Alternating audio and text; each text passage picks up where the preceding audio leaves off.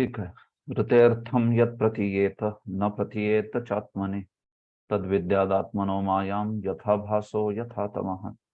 हे ब्रह्मा, जो भी कुछ सार युक्त प्रतीत होता है, यदि वह मुझसे संबंधित नहीं है तो उसमें कोई वास्तविकता नहीं। इसे मेरी माया जानो, इसे ऐसा प्रतिबिंब मानो जो अंधकार में प्रकट होता है।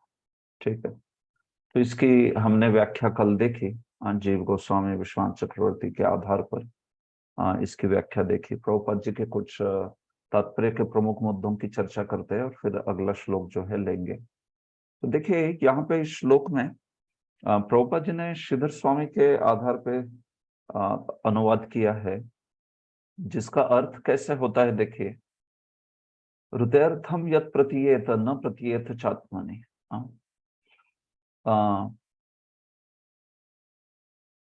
जो अर्थ है, सार है, सार से भिन्न जो भी कुछ प्रतीत होता है उसको माया जानो। सार से भिन्न जो भगवान से संबंधित नहीं है, हालांकि वो उसकी प्रतीति ऐसी हो कि वो सार युक्त लगता हो लेकिन है नहीं, तो उसे तुम माया जानो, उसमें कोई वास्तविकता नहीं है। तो देखो इसमें एक उदाहरण दिया है, जैसे प्रतिबिंब और अंधकार का। तो कल आभास शब्द का हमने क्या अर्थ किया था? यहाँ पे आभास शब्द का अर्थ प्रतिबिंब है। कल किसी को याद है हमने क्या अर्थ किया था आभास शब्द का? विद्या का दृष्टांत। अनुराधा रसिका माता जी, यस यस, बोलिए अनुराधा रसिका माता जी। कृष्णा दंडवत प्रणाम प्रभु जी। दंडवत। आभास का अर्थ प्रकाश किया था। यदि घर में प्रकाश है तो घर में जो वस्तु जैसी है वैसे की वैसी दिखाई देती सही है। बात है। और तमा का अर्थ क्या किया था? तमा, तम का अर्थ अंधकार किया था, जहाँ कल्पना होती है। ठीक है, ओके, बहुत अच्छे। हाँ, तो कल के सत्र में हमने आभास और तम का अर्थ क्या देखा था? आभास मतलब प्रकाश और तमा मतलब अंधकार। हाँ, तो विद्या के दृष्टांत में हमने आभास को देखा था कि जिसमें प्रकाश में सब कुछ साफ साफ दिखता है और फिर जो है वही दिखता है, जो नहीं है उसकी कल्पना होगी नहीं, वो दिखेगा नहीं। हाँ, ऐसे। और फिर अंधकार में क्या होता है? जो है वो नहीं दिखता और जो नहीं है उसका भय, कल्पना होने लगती है, अंधकार है करके। ठीक है। अभी यहाँ पे देखो, आभास और तम का अलग अर्थ किया है। क्या अर्थ किया है? प्रतिबिंब आभास का अर्थ किया है और तम का अर्थ अंधकार ही है। हाँ, तो देखो अर्थ कैसा किया जा रहा है श्लोक का। ऐसा अर्थ है यहाँ पर श्रीधर स्वामी जी ने किया है ये अर्थ कि जब आप सूरज को देखते हो तो सूरज में आपको प्रतिबिंब दिखाई पड़ता है क्या? नहीं दिखाई पड़ता। प्रतिबिंब हो या अंधकार हो, हालांकि ये सूरज से ही बने हुए हैं। सूरज के कारण ही उनकी सत्ता है, बराबर है। लेकिन तो भी प्रतिबिंब आपको सूरज में नहीं दिखेगा कभी, है कि नहीं? वो सूरज से विमुख हो गए तब दिखेगा प्रतिबिंब। जैसे सूरज होता है या कोई प्रकाश देने वाली वस्तु होती है, कभी कभी हम लोग देखते हैं कि उसका कोई प्रतिबिंब दिखता है। वो प्रतिबिंब स्वाभाविक है, वो सूरज से विमुख होने पर दिखेगा। वो अगर आप सूरज की ओर देख रहे हो तो वो प्रतिबिंब दिखेगा नहीं। तो वो आभास प्रतिबिंब है। और अंधकार जो है वो भी कभी सूरज में दिखेगा, वो अंधकार कभी नहीं दिखेगा, है कि नहीं? हाँ, तो अर्थम ऋते यत् प्रतीयेत। हाँ, सूरज नहीं दिख रहा है, सूरज के सिवा जैसे अंधकार दिख रहा है या प्रतिबिंब दिख रहा है, तो उसको माया जानो। हाँ, तद विद्यादात्मनो माया, ऐसा अर्थ हो रहा है। और ऐसा प्रतिबिंब या ऐसा अंधकार आत्मनि न प्रतीयेत, वो कभी उस चीज में नहीं दिखेगा, मतलब सूरज में नहीं दिखेगा या जो भी प्रकाश का स्रोत है उसमें कभी नहीं दिखेगा प्रतिबिंब जो है कि नहीं? हाँ, कोई लाइट है तो लाइट का प्रतिबिंब कोई बल्ब का प्रतिबिंब हम कहाँ पे देखेंगे? बल्ब में थोड़ी ना दिखेगा प्रतिबिंब, अन्यत्र दिखेगा, जहां विमुख हो जाएंगे। हाँ, जहां कृष्ण तहां नहीं माया अधिकार, कृष्ण सूर्य समा माया है अंधकार। तो देखो, सूरज में आपको ना ही प्रतिबिंब दिखेगा, ना ही सूरज में अंधकार दिखेगा। जैसे ही सूरज से विमुख हो गए आप, तो आभास मतलब प्रतिबिंब दिखने लगेगा, और तमा यानी अंधकार भी दिख सकता है। हाँ, दोनों में से कोई भी दिख सकता है। तो उसको ब्रह्मा जी को भगवान कह रहे कि जानो कि वो मेरी माया है करके। हाँ, वो माया के रूप में दिख रहा है। तो वो उदाहरण तो ठीक है, सूरज का और अंधकार और प्रतिबिंब का। तो वही उदाहरण जब यहाँ पे तत्वों में लगा रहे हैं, तो यहाँ पे भगवान जब दिखते हैं, तो भगवान में आपको माया दिखेगी नहीं कुछ। भगवान में कोई अंधकार नहीं दिखेगा, अज्ञान नहीं होगा उधर कुछ, या प्रतिबिंब जो है वो नहीं दिखेगा भगवान में कुछ। हाँ? भगवान मतलब पूरा पूरा साफ सब कुछ आपको ज्ञानमय प्रकाशित जो है वो वहां पे दिखने वाला है। उनमें कोई माया जो है वो दिखेंगे नहीं, उनसे विमुख हो गए तब माया जो है वो दिखने लगेगी। हाँ, खास करके महामाया की बात हो रही है। तो इस प्रकार से ये अर्थ है यहाँ पर आभास तथा तम का। प्रतिबिंब मानो जो अंधकार में प्रकट होता है, हाँ, या प्रतिबिंब और अंधकार जो अलग अलग हो सकते हैं, या कभी कभी अंधकार में भी कोई प्रतिबिंब प्रकट हो सकता है। जैसे हम लोग देखते हैं कि कभी कभी सूरज के कारण एक अंधेरे कमरे में हो सकता है थोड़ा सा कुछ प्रकाश जो है, उसका कुछ बिंदु वहां पर दिखाई पड़े, हाँ, प्रतिबिंब के रूप में। ऐसे तो आभास एवं तम, इन शब्दों का यहाँ पर ऐसे अर्थ है। ठीक है, देखिए प्रभुपाद जी, भगवान के बिना किसी भी वस्तु का अस्तित्व नहीं हो सकता, इसलिए यह समझना चाहिए कि माया भी भगवान की शक्ति है। हाँ? देखो, जैसे ये जो अंधकार है और ये जो प्रतिबिंब है, ये भी तो सूरज के कारण ही है ना। सूरज ही नहीं होता तो फिर अंधकार का क्या अर्थ हुआ? हाँ? जहां रोशनी नहीं पहुंच रही है उसको अंधकार कहते हैं हम, बराबर। या प्रतिबिंब कैसे संभव है? अगर सूरज या जो मूल वो प्रकाश का स्रोत ही नहीं है, तो फिर प्रतिबिंब क्या होगा? तो देखो, ये माया जो है वो भगवान से ही आ रही है, भगवान पे ही निर्भर है, भगवान की ही एक शक्ति है वो। ये बात है। जैसे अंधकार या फिर प्रतिबिंब सूरज पे ही आधारित है, सूरज पे ही निर्भर है। हाँ। प्रत्येक वस्तु को श्री भगवान से संबंधित करने का समुचित निष्कर्ष योग माया, अर्थात संबंध जोड़ने वाली शक्ति, और किसी वस्तु को भगवान के साथ उसके संबंध से विलग करने की भ्रांत धारणा भगवान की दैवी माया या महामाया कहलाती है। हाँ? दैवी माया शब्द या महामाया माया के लिए प्रयुक्त किया गया है। अर्थात कभी कभी दैवी शब्द जो है वो स्वरूप शक्ति के लिए भी, चित शक्ति के लिए भी प्रयुक्त होता है। महात्मानस्तु माम पार्थ दैवीम प्रकृतिम आश्रिता। तो वहां पे दैवी प्रकृति का अर्थ चित शक्ति के रूप में है। लेकिन जैसे दैवी ही ऐशा गुणमयी मम माया दुरत्यया, वहां पे दैवी माया का क्या अर्थ है?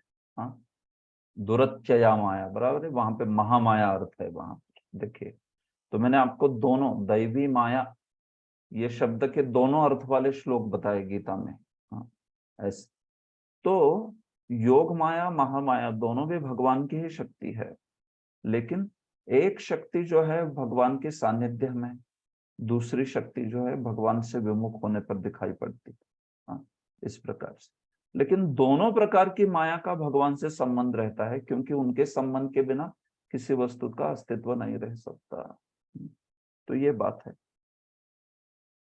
देखो आगे, किसी एक वस्तु को दूसरी वस्तु समझना भ्रम कहलाता है। उदाहरणार्थ, रस्सी को सांप मान लेना भ्रम है, किंतु रस्सी असत्य नहीं होती है कि नहीं? रस्सी असत्य नहीं है, सांप भी असत्य नहीं है, रस्सी को सांप समझना असत्य है। वैसे भौतिक जगत असत्य नहीं है, जीव मतलब आत्मा भी असत्य नहीं है, लेकिन आत्मा को भौतिक शरीर समझना ये असत, ये आप कह सकते हो भ्रामक है, ये माया है। ठीक है, भौतिक प्राकट्य मिथ्या नहीं है। मायावादी का प्रॉब्लम क्या होता है, वो मायावादी भौतिक जगत को, जीव को, सबको माया ही बोल देता है। वो बोलता है कि ये सब कुछ ऐसे है जैसे सांप है, वो रस्सी, जहां रस्सी है वहां आप सांप देख रहे हो, वो रस्सी ही है, सांप है ही नहीं। तो वैसे वो बोलते हैं कि ये जगत जो आप देख रहे हो, जीव देख रहे हो, वो है ही नहीं। लेकिन ये तो भ्रामक धारणा है ना।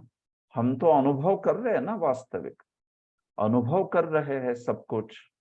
हर कोई अनुभव कर रहा है, हमारे अनुभव का आधार है वो चेतना। तो ऐसे कैसे कह सकता है कोई कि वो है ही नहीं कर।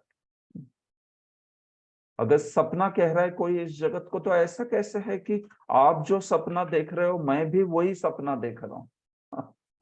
ऐसा होता है क्या कभी, सबने मिलके एक ही सपना देखा? हाँ, ऐसा होता नहीं सपना कभी, है कि नहीं? तो हम लोग जैसे इस भौतिक जगत में तो हर कोई देख रहा है ना। हाँ, ग्रह, तारे, सूरज, ये जो भी कुछ है, हाँ, हर कोई देख रहा है। तो भौतिक प्राकट्य जो है वो असत्य नहीं है, और जीव मतलब आत्मा भी असत्य नहीं।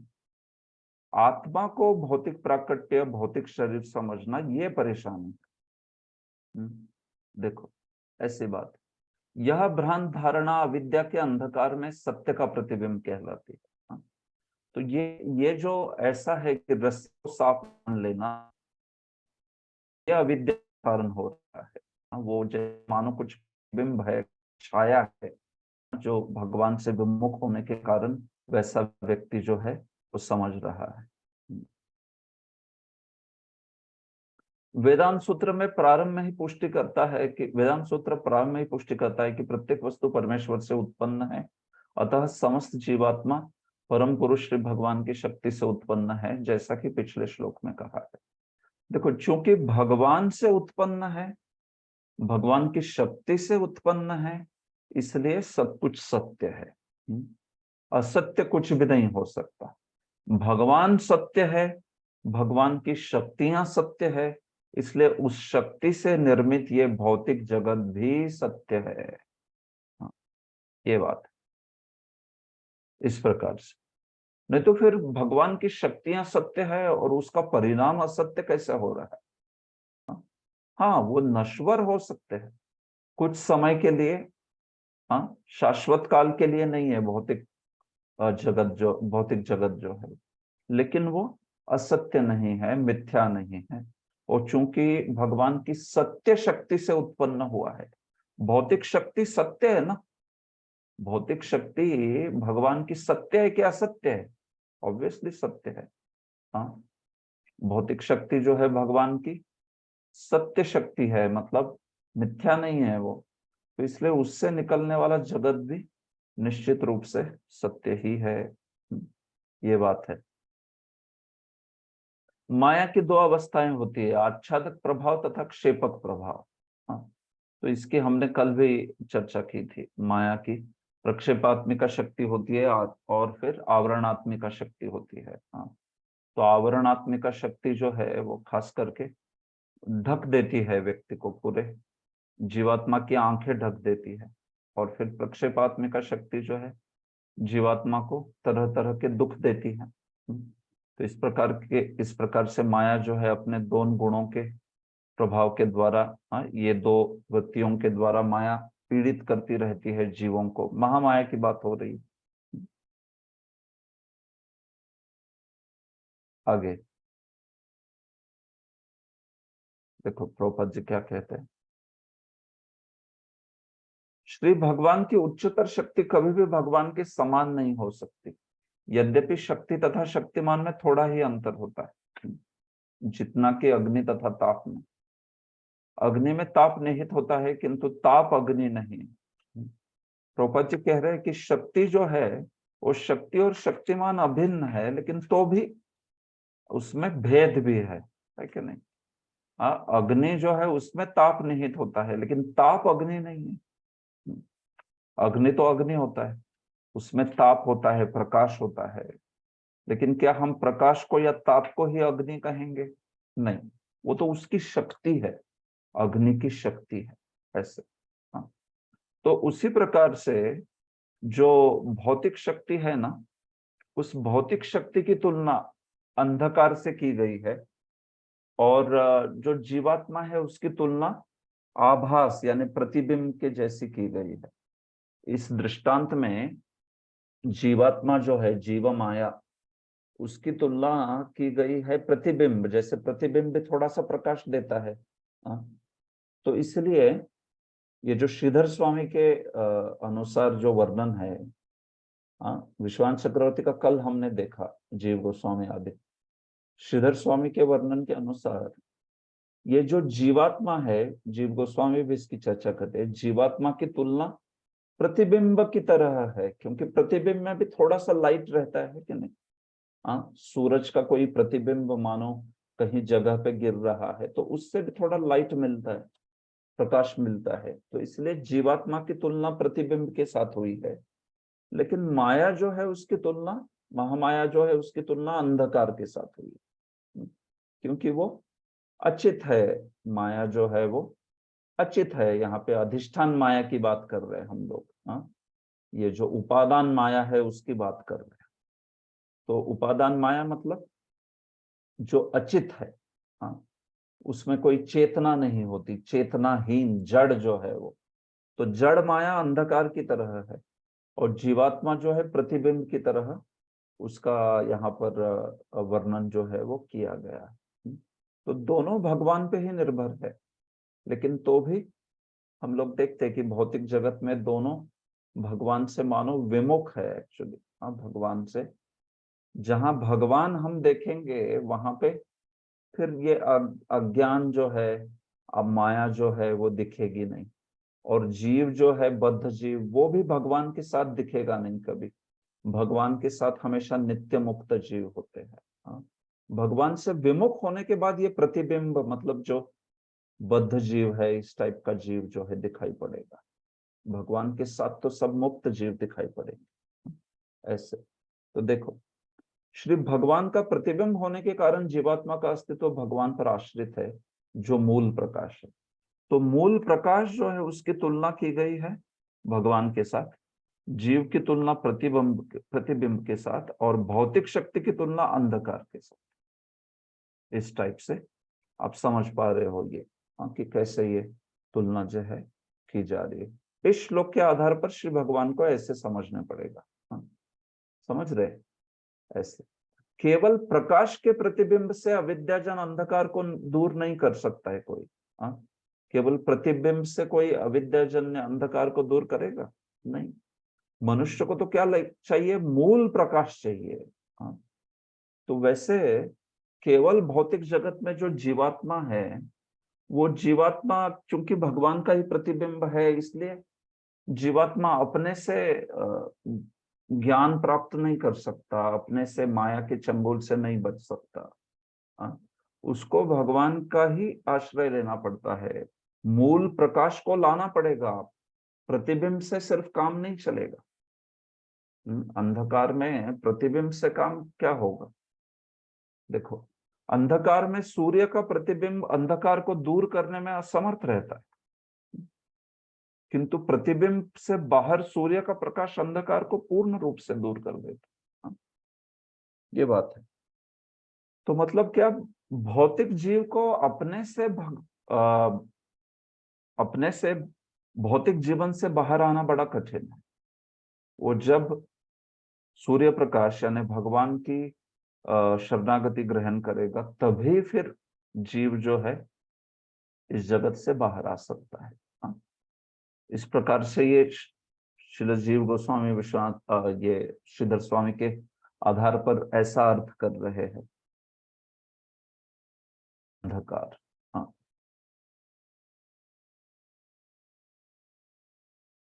ओके, ठीक है, दैट्स ऑल आई थिंक।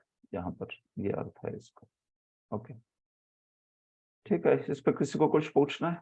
नहीं तो फिर हम लोग अगला श्लोक देखते हैं। इस श्रीधर स्वामी जी के जो एक्सपेंशन थे उसके आधार पे भी हमने चर्चा की, जो प्रभुपाद जी ने दिया है यहाँ। सुरेश प्रभु। मुझे तात्पर्य में ऐसे कहा गया कि अर्जुन के समक्ष खड़े योद्धा तथा भगवान स्वयं इसके पूर्व भी विद्यमान थे और कुरुक्षेत्र युद्ध स्थल में भी विद्यमान है और भविष्य में भी वर्तमान देह के विनष्ट हो जाने पर और बहुबंधन से छुटकारा पा लेने पर भी इसी रूप में विद्यमान रहेंगे। इसी रूप का मतलब समझाएंगे। इसी रूप का मतलब क्या? आत्मा जो है उसके बारे में बात हो रही है। रूप आत्मा जो है वो ऐसे नहीं कि जब ये सब शरीर आदि का बंधन नष्ट हो जाएगा तो फिर वो जो शरीर है उसका ही बंधन नष्ट हो जाएगा, लेकिन जो आत्मा है वो आत्मा तो निश्चित रूप से वैसी ही रहेगी। हाँ, वो तो बदलाव उसमें नहीं आने वाला है कुछ भी, है कि नहीं? तो व्यक्तिगत जीव के रूप में वो आत्मा वैसे ही विद्यमान रहेगी, बाद में भी विद्यमान थी, बाद में भी विद्यमान रहेगी। तो इसी रूप में मतलब व्यक्तिगत रूप में।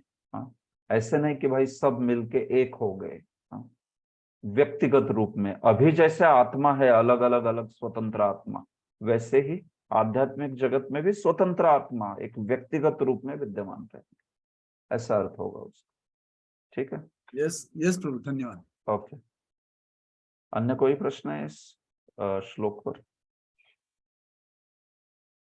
देखो कल के सत्र में तो हमने इस पे विस्तार से चर्चा की ही है। आज कुछ ये तात्पर्य के आधार पे और श्रीधर स्वामी जी के आधार पे भी कुछ मुद्दे मैंने बताए। तो ठीक है, ये विचार आपको यहाँ पर मेरे विचार से क्लियर हुआ होगा, ये स्पष्ट हुआ रहेगा कि क्या यहाँ पे बोला गया है। तो इस श्लोक का यही प्रयोजन है कि माया क्या है। हाँ, और ये माया कैसे, माया जो है उसकी अविद्या और विद्या प्रवृत्तियां कार्य करती है, कैसे योग माया प्रवृत्ति कार्य करती है, कैसे इसमें कहाँ तक अविद्या प्रवृत्ति जाती है, कहाँ तक विद्या प्रवृत्ति जाती है, कहाँ तक चित्त शक्ति जो है वो जाती है। उस चित्त शक्ति के या स्वरूप के 9 अलग भेद है। उसमें योग माया करके एक भेद है, उत्कर्षिणी, योग माया, विमला, ऐसे करके कई सारे उनके भेद है। हाँ, तो ये सब कुछ जो है ये हमने कल के सत्र में इसकी चर्चा की है। ठीक है, तो अभी आज जब आप नोट्स प्राप्त करेंगे तो उसमें फिर से आप देख सकते हो, मैंने जो कल आपको पढ़ाया वो उस नोट्स में बहुत कुछ हद तक आपको वहां पे मिल जाएगा। ठीक है,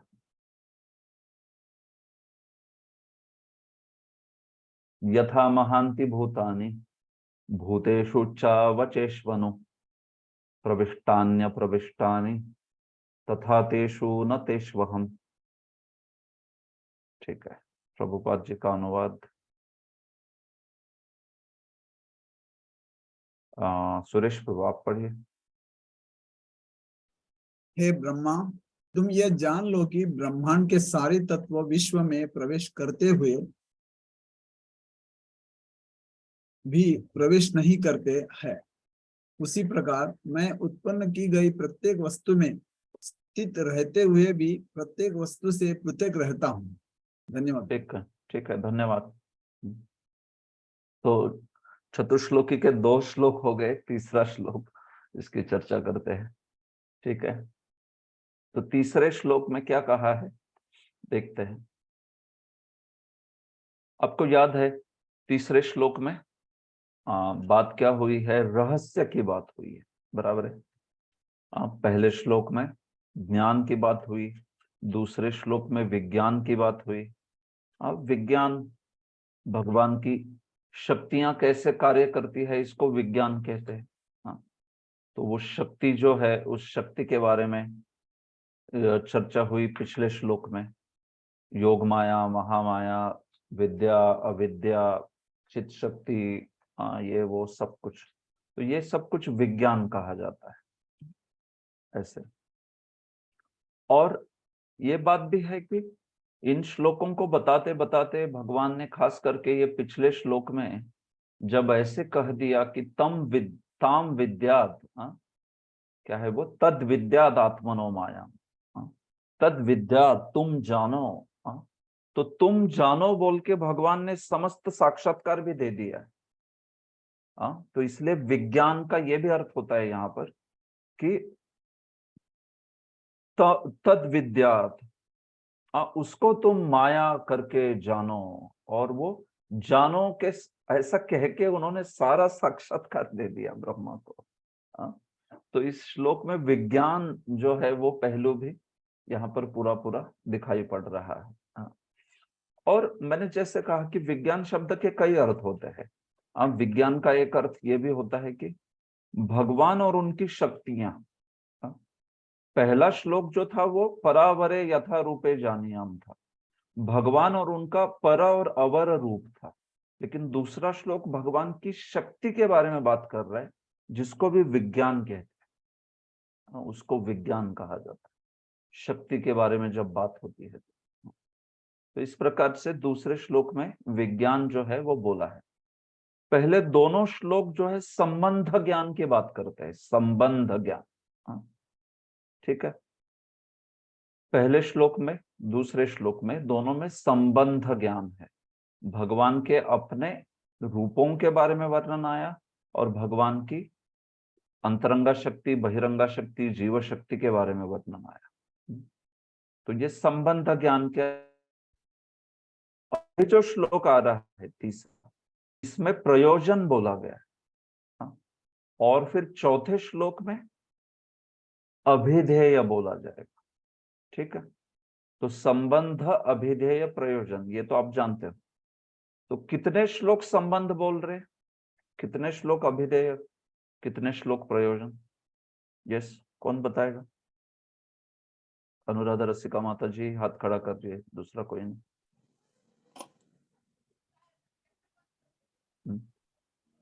यस, सुकुमारी ललिता माता जी, कौन से श्लोक में कौन सा तत्व बोला है, संबंध, अभिधेय, प्रयोजन? ये जो दो श्लोक, हरे कृष्ण प्रभु जी धन्यवाद। ये जो दो श्लोक पढ़ चुके हैं, 33 वाला और 34 वाला, उसमें जो है संबंध बताया गया है। और अभी जो एक श्लोक पढ़ने जा रहे हैं दैट इज प्रयोजन, और जो नेक्स्ट पढ़ेंगे 36वां वो अभिधेय बताएगा। ठीक है, बहुत अच्छे, धन्यवाद। हाँ, तो देखो ये सब श्लोकों को चतुश्लोकी के ऐसे याद रखना। देखो, एक तो याद रखना भगवान ने क्या बोला है 31वें श्लोक में, कि मैं 4 श्लोकों में तुम्हें ज्ञान बताऊंगा, विज्ञान बताऊंगा, रहस्य बताऊंगा और तदंग बताऊंगा। तो ये एक सिस्टम हो गई इन 4 श्लोकों की। दूसरी सिस्टम जो विश्वास चक्रवर्ती ने ब्रह्मा जी के आधार पे, ब्रह्मा जी के श्लोकों के आधार पे बोली। क्या? पहला प्रश्न पूछा है परावरे यथा जानियाम, परावरे रूप, आपका पर और अवर रूप बताइए। दूसरा, आपकी माया के बारे में बताइए। तीसरा, आप माया से कैसे खेलते हो उसके बारे में बताइए। और चौथा, कि साथ ही साथ मुझे कुछ शिक्षा प्रदान कीजिए जिससे मैं जो हूं इस अपने अभिष्ट सिद्धि को प्राप्त कर पाऊं। आपकी कैसे आराधना करनी है इस पे कुछ मुझे शिक्षितम अहम करवानी थे, ऐसे करके। तो ये भी 4 पहलू, तो ये सारे पहलू याद में रखो, बड़े अच्छे से फिर श्लोक याद रह जाएंगे कि कौन से, उसमें क्या उत्तर मिल रहा है उस श्लोक में। ठीक है, संबंध, अभिधेय, प्रयोजन के एंगल से भी याद रखिए। पहले 2 श्लोक संबंध बोल रहे, तीसरा श्लोक प्रयोजन बोल रहे, चौथा श्लोक अभिधेय बोल रहा है। इस प्रकार से तो ये अलग अलग पहलू से हम लोग उन्हीं श्लोकों को जो है वो देख रहे हैं। ठीक है, तो ये 2:9:35 वाला जो श्लोक है, इसमें प्रयोजन की बात हुई है, रहस्य की बात हुई है। यह विश्वान चक्रवर्ती जैसे समझाते हैं कि ब्रह्मा जी ने पूछा कि यथा क्रीडसी, आप कैसे क्रीड़ा करते हो आपकी माया के साथ। माया के बारे में तो बता दिया पिछले श्लोक में, मेरी एक माया महामाया है, मेरी दूसरी माया योग माया है, और ये सब कुछ तो बता दिया। लेकिन यथा क्रीडसी, आप माया के साथ किस प्रकार हो, या क्रीडसी क्रीड़ा करते हो, लीला करते हो, इस प्रकार से। तो इसका उत्तर जो है इस श्लोक में मिल रहा है। ठीक है, तो क्या अर्थ है? यथा महांति भूतानि, देखो महांति मतलब महाभूत, हाँ, महांति वो जो है बहुवचन में, हाँ। तो यथा महांति भूतानि, जैसे महाभूत, क्या होते हैं महाभूत? पंच महाभूत, भूमि रापो अनल वायु खम, ये 5 महाभूत जो है। भूतेषुच्चा वचेष्वनु, वो आपको भौतिक शरीर में व्याप्त दिखेंगे, हाँ, समस्त भौतिक शरीरों में ये पंच तत्व जो होते हैं कम ज्यादा मात्रा में व्याप्त रहते हैं, हाँ। जैसे हमारे शरीर में ये 5 तत्व व्याप्त है कि नहीं? पंच महाभूत, शरीर में अग्नि होता है, वायु होता है, शरीर में पृथ्वी होता है, खम होता है, और सारे ही, हाँ, पृथ्वी, अनलो, आप, वायु, आकाश, सब कुछ। तो ये जो पंच महाभूत है, भूतेषु मतलब भौतिक शरीरों में, यहाँ पे अर्थ हो रहा है। उच्चावचेष्वनु, हो सकता है कोई भौतिक शरीर बहुत उच्च योनि का हो, जैसे देवता का शरीर। कोई भौतिक शरीर जो है बड़ी नीच योनि हो, जैसे कोई शुकर का हो या कोई नारकी योनि हो, हाँ? तो भले ही उच्च भौतिक शरीर हो या फिर कनिष्ठ नीच भौतिक शरीर हो, लेकिन उनमें सब में भले ही अलग अलग मात्रा हो, लेकिन पंच महाभूत दिखाई ही पड़ेंगे, है ही है। पंच महाभूतों से ही ये शरीर बनता है, ये बात। तो जैसे भौतिक जगत में, भौतिक शरीर में पंच महाभूत दिखाई पड़ते ही पड़ते हैं, वैसे ही क्या कहा है? देखो, एक तो भौतिक तत्व जो है भौतिक शरीर में दिखाई पड़ते हैं, प्रविष्टानी, हाँ, उसका अर्थ हुआ। लेकिन साथ ही साथ अप्रविष्टानी भी। क्यों, ऐसे कैसे? क्योंकि देखो, पंच महाभूत जीव के शरीर में है, वैसे ही पंच महाभूत अलग से भी विद्यमान है, हाँ? ऐसे नहीं कि पंच महाभूत मतलब शरीर में आ गए सब तो ओरिजिनल पंच महाभूत खत्म हो गए, भाई कोटा सब सबके शरीर में, सबके शरीर में आ गए, हाँ? तो 2 किलो पंच महाभूत था, एक एक किलो करके बट गया, बस खत्म हो गया पंच महाभूत। ऐसा नहीं होता, है कि नहीं? तो भले ही जीवात्माओं के शरीर में ये पंच महाभूत आ गया है, विस्तारित हुआ है सब जगह अंश रूप में, लेकिन ओरिजिनली भी माया देवी के पास पंच महाभूत है कि नहीं है? हाँ, है ना, बिल्कुल है, हाँ। पंच महाभूत तो माया की शक्ति है, उपादान माया कहते हैं उसको। तो उनके पास तो पूरा उसका भंडार है कि नहीं? तो जैसे पंच महाभूत जीवों के शरीर में प्रविष्ट होके भी अलग से विद्यमान रहते हैं माया देवी के पास, वैसे भगवान कह रहे हैं कि वैसे ही मैं भी इस भौतिक जगत में प्रविष्ट होके अलग से भी विद्यमान रहता हूं, ऐसा भगवान ने कहा। तो इसमें भगवान ने दृष्टांत करके किसको यूज कर लिया, समझ रहे आप? दृष्टांत करके किसको यूज किया है? पंच महाभूत को दृष्टांत करके यूज किया है, और सिद्धांत बता रहे कि वैसे ही मैं भी इस जगत में प्रविष्ट होता हूं और नहीं भी होता। तो मैं प्रविष्ट होता हूं इस जगत में, तो कैसे होते हैं भगवान? ऑफ कोर्स परमात्मा के रूप में सर्वत्र विद्यमान है, हर एक योनि में विद्यमान है, जीवात्मा के साथ हर योनि में चले जाते हैं भगवान, ऐसे। तो इसलिए प्रविष्टानी है, बराबर है, लेकिन अप्रविष्टानी भी है, हाँ, आए ही नहीं भगवान इधर, अप्रविष्ट है। क्यों? क्योंकि अपने धाम में विद्यमान है अलग से, हाँ, है कि नहीं? हाँ, भगवान जो है यहाँ पे विद्यमान है परमात्मा के रूप में, लेकिन साथ ही साथ अपने धाम में अलग से विद्यमान है, हाँ, प्रविष्ट है भी और नहीं भी।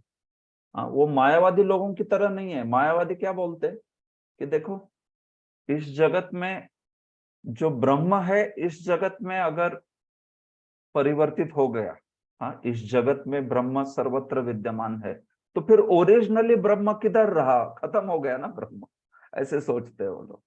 जैसे आपके पास कागज का टुकड़ा है, उसके मैंने 1 2 3 4 5 100 टुकड़े और बिखेर दिए सब जगह, तो मेरे पास कागज रहा ओरिजिनल? नहीं ना, खत्म हो गया कागज। हाँ, क्योंकि क्या है, उसके टुकड़े मैंने सर्वत्र फैला दिए। तो वैसे वो बोलते हैं कि ब्रह्म जो है उस वो अगर इस जगत में सर्वत्र फैल दिया, मतलब ये जगत जो है वही ब्रह्म है या ये सत्य है, तो फिर ओरिजिनल ब्रह्म किधर है? हाँ, रहा ही नहीं ओरिजिनल ब्रह्म। तो इसलिए ये जगत मिथ्या है।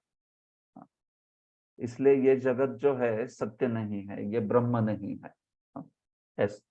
लेकिन हम लोग बोल रहे हैं अरे कागज जो है उसके 100 टुकड़े बनने के बाद भी वो वैसा का वैसा है। हाँ, वो यहाँ पे भी विद्यमान है कागज, और वो 100 टुकड़े बन के समस्त भौतिक जगत में भी सर्वत्र फैल गया। बराबर है। तो कैसे हुआ वो? क्योंकि वो जो भौतिक जगत में फैला हुआ है वो भौतिक शक्ति है भगवान। हाँ, और जो यहाँ पे वैसे ही ओरिजिनल कागज बना रहा वो तो भगवान का अपना स्वरूप है। हाँ, है कि नहीं? तो भगवान को जगत के रूप में स्वयं को विस्तार नहीं करना पड़ता, भगवान अपनी भौतिक शक्ति से विस्तार करते। हाँ, तो ये कैलकुलेशन कागज के जैसे सिंपल नहीं है। 100 टुकड़े बना दिए, 100 टुकड़े बिखेर दिए, तो फिर ओरिजिनल क्या बचा? यहाँ पे कैलकुलेशन है ओम पूर्णमदः पूर्णमिदं पूर्णात् पूर्णमुदच्यते पूर्णस्य पूर्णमादाय पूर्णमेवावशिष्यते। यहाँ से एक कागज लेके आपने उसके 100 टुकड़े बना दिए और भौतिक संसार बना दिया, तो भी ओरिजिनल कागज वैसा ही है, उसको कुछ हुआ ही नहीं। समझ रहे आप? तो मुद्दा यह है कि भगवान भौतिक शक्ति से संसार बनाते, स्वयं उसमें जो संसार है उसमें वो जो सारे भौतिक तत्व है वो भगवान का विस्तार नहीं है, उनकी भौतिक शक्ति का विस्तार है। तो ठीक है, हम मूल मुद्दे पे क्या थे कि भगवान इस जगत में प्रविष्ट होके भी प्रविष्ट नहीं है, क्योंकि भगवान अलग से भी विद्यमान है, अपने आध्यात्मिक जगत में विद्यमान है, अपने रूप में अलग से विद्यमान है। तो ये भगवान बता रहे तथा तेषु। हाँ, तो मैं भी वैसे ही इस भौतिक जगत के समस्त निर्माण में विद्यमान हूं, न तेषु अहम, लेकिन नहीं भी हूं। हाँ, उनसे अलग भी हूं। हाँ, ऐसे इस प्रकार से। तो आप बोलोगे तो फिर ये माया के साथ क्या क्रीड़ा किधर है? ये क्या मतलब क्रीड़ा वगैरह की क्या बात हो गई इसमें? ये तो कुछ क्रीड़ा वगैरह लग नहीं रहा है कुछ। हाँ, तो देखिए अभी देखते हैं हम। विश्वनाथ चक्रवर्ती ठाकुर कहते हैं एवं मायाम योग मायाम च तंत्रेणैव लक्षयित्वा। पिछले श्लोक में माया और योग माया को तंत्रेणैव लक्षयित्वा, तंत्र से बोलते हुए, तंत्र मतलब क्या होता है? साइमल्टेनियसली एक ही श्लोक में दोनों को बोल दिया। उसको कहते हैं तंत्रेण। माया और योग माया को एक ही श्लोक में बोलते हुए अभी क्या करते हैं? सगुण निर्गुण लोकेशु ब्रह्मणा पृष्ठम स्व क्रीड़ा प्रकारम। देखो अभी स्व क्रीड़ा प्रकार जो है बताएंगे। पिछले श्लोक में सिर्फ योग माया और माया का लक्षण बता दिया, उसका कार्य बता दिया, लेकिन उस योग माया और महामाया के साथ अपना क्रीड़ा जो है उसको इस श्लोक में बता रहे, और उसको भी तंत्रेण बता रहे हैं। तंत्रेण मतलब इस श्लोक में माया के साथ क्रीड़ा जो हो रही है वो भी आएगी, योग माया के साथ क्रीड़ा हो रही है वो भी आएगी। देखो विश्वनाथ चक्रवर्ती का ये वाक्य, पिछले श्लोक के 2 अर्थ लेकर माया और योग माया का वर्णन करने के बाद भगवान अब वर्णन करते हैं कि वह भौतिक और आध्यात्मिक दुनिया में लीलाएं कैसे करते हैं, जो क्रमशः माया और योग माया के अधीन है। यह श्लोक 28 में ब्रह्मा के प्रश्न का उत्तर देता है। 28वें श्लोक में जो ब्रह्मा ने पूछा उसका उत्तर देता है। जीव गोस्वामी के अनुसार ये श्लोक जो है प्रेमणः रहस्यत्वम बोधयति। वो तो भगवान ने स्वयं भी बोला 31वें श्लोक में, तद रहस्यम रहस्यम तदंगम च गृहाण गदितम मया। तो ये श्लोक में प्रेम का रहस्य जो है वो बोला गया है, ऐसे भी श्रील जीव गोस्वामी कहते हैं। ठीक है, तो देखते हैं कैसे प्रेम का रहस्य बोला है। विश्वनाथ चक्रवर्ती देखो, जिस प्रकार आकाश जैसे तत्व, भूमिरापो अनलो वायु आदि सब, मनुष्य जानवर जैसे जीवित प्राणियों में प्रवेश करते हैं और वो जीवे द्वारा अर्जित किए जाते हैं, और साथ ही उनमें प्रवेश नहीं भी करते हैं क्योंकि वे अलग अस्तित्व भी है उनका। तो उसी प्रकार से मैं प्राणियों में, तत्वों में प्रवेश करता हूं, लेकिन उनमें प्रवेश नहीं भी करता हूं क्योंकि मैं अलग से अपने शुद्ध सत्व रूप में अपने आध्यात्मिक जगत में भी निवास करता हूं। तो देखो, जो भगवान की भौतिक जगत के साथ, महामाया के साथ लीला है, उस लीला को, क्रीड़ा को, दो प्रकार की क्रीड़ा जो है उससे बताया जा रहा है। भगवान योग माया और महामाया को के साथ जो क्रीड़ा कर रहे हैं, एक है आसंग रहिता क्रीड़ा, दूसरी है आसंग सहिता क्रीड़ा। आसंग किसे कहते हैं? देखो, आसंग मतलब आसक्ति, असंग मतलब अनासक्ति, लेकिन आसंग मतलब आसक्ति। हाँ, ठीक है। आसंग शब्द का अर्थ आसक्ति होता है।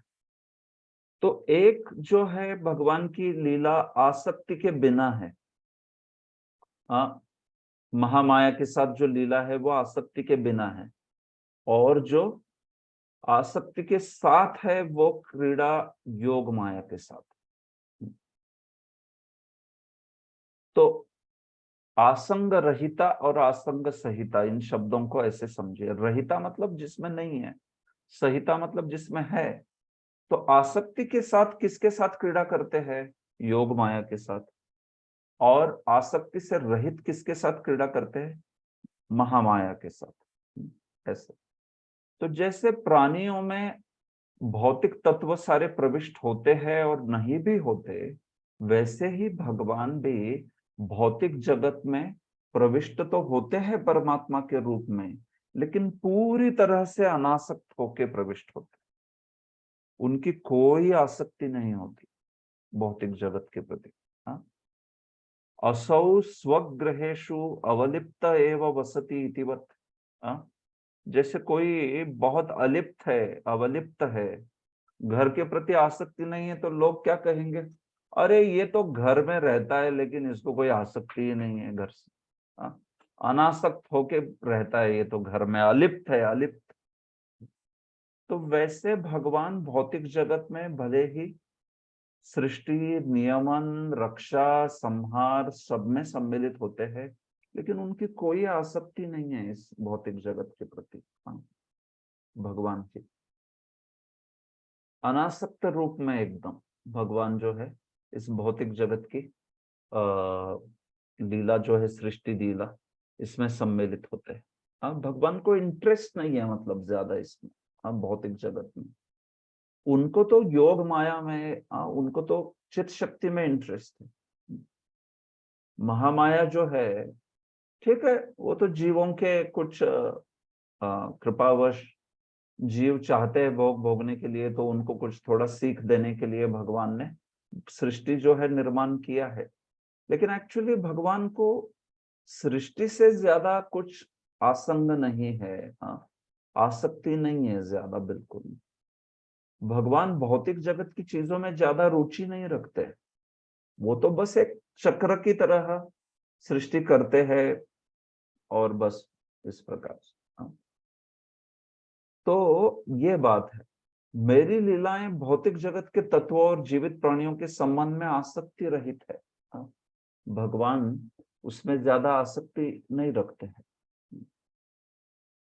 गीता में भी भगवान ने ये चीज बोली है कि भगवान जो है पूरे अनासक्त रूप में इस भौतिक जगत में सम्मिलित होते हैं, सृष्टि आदि में।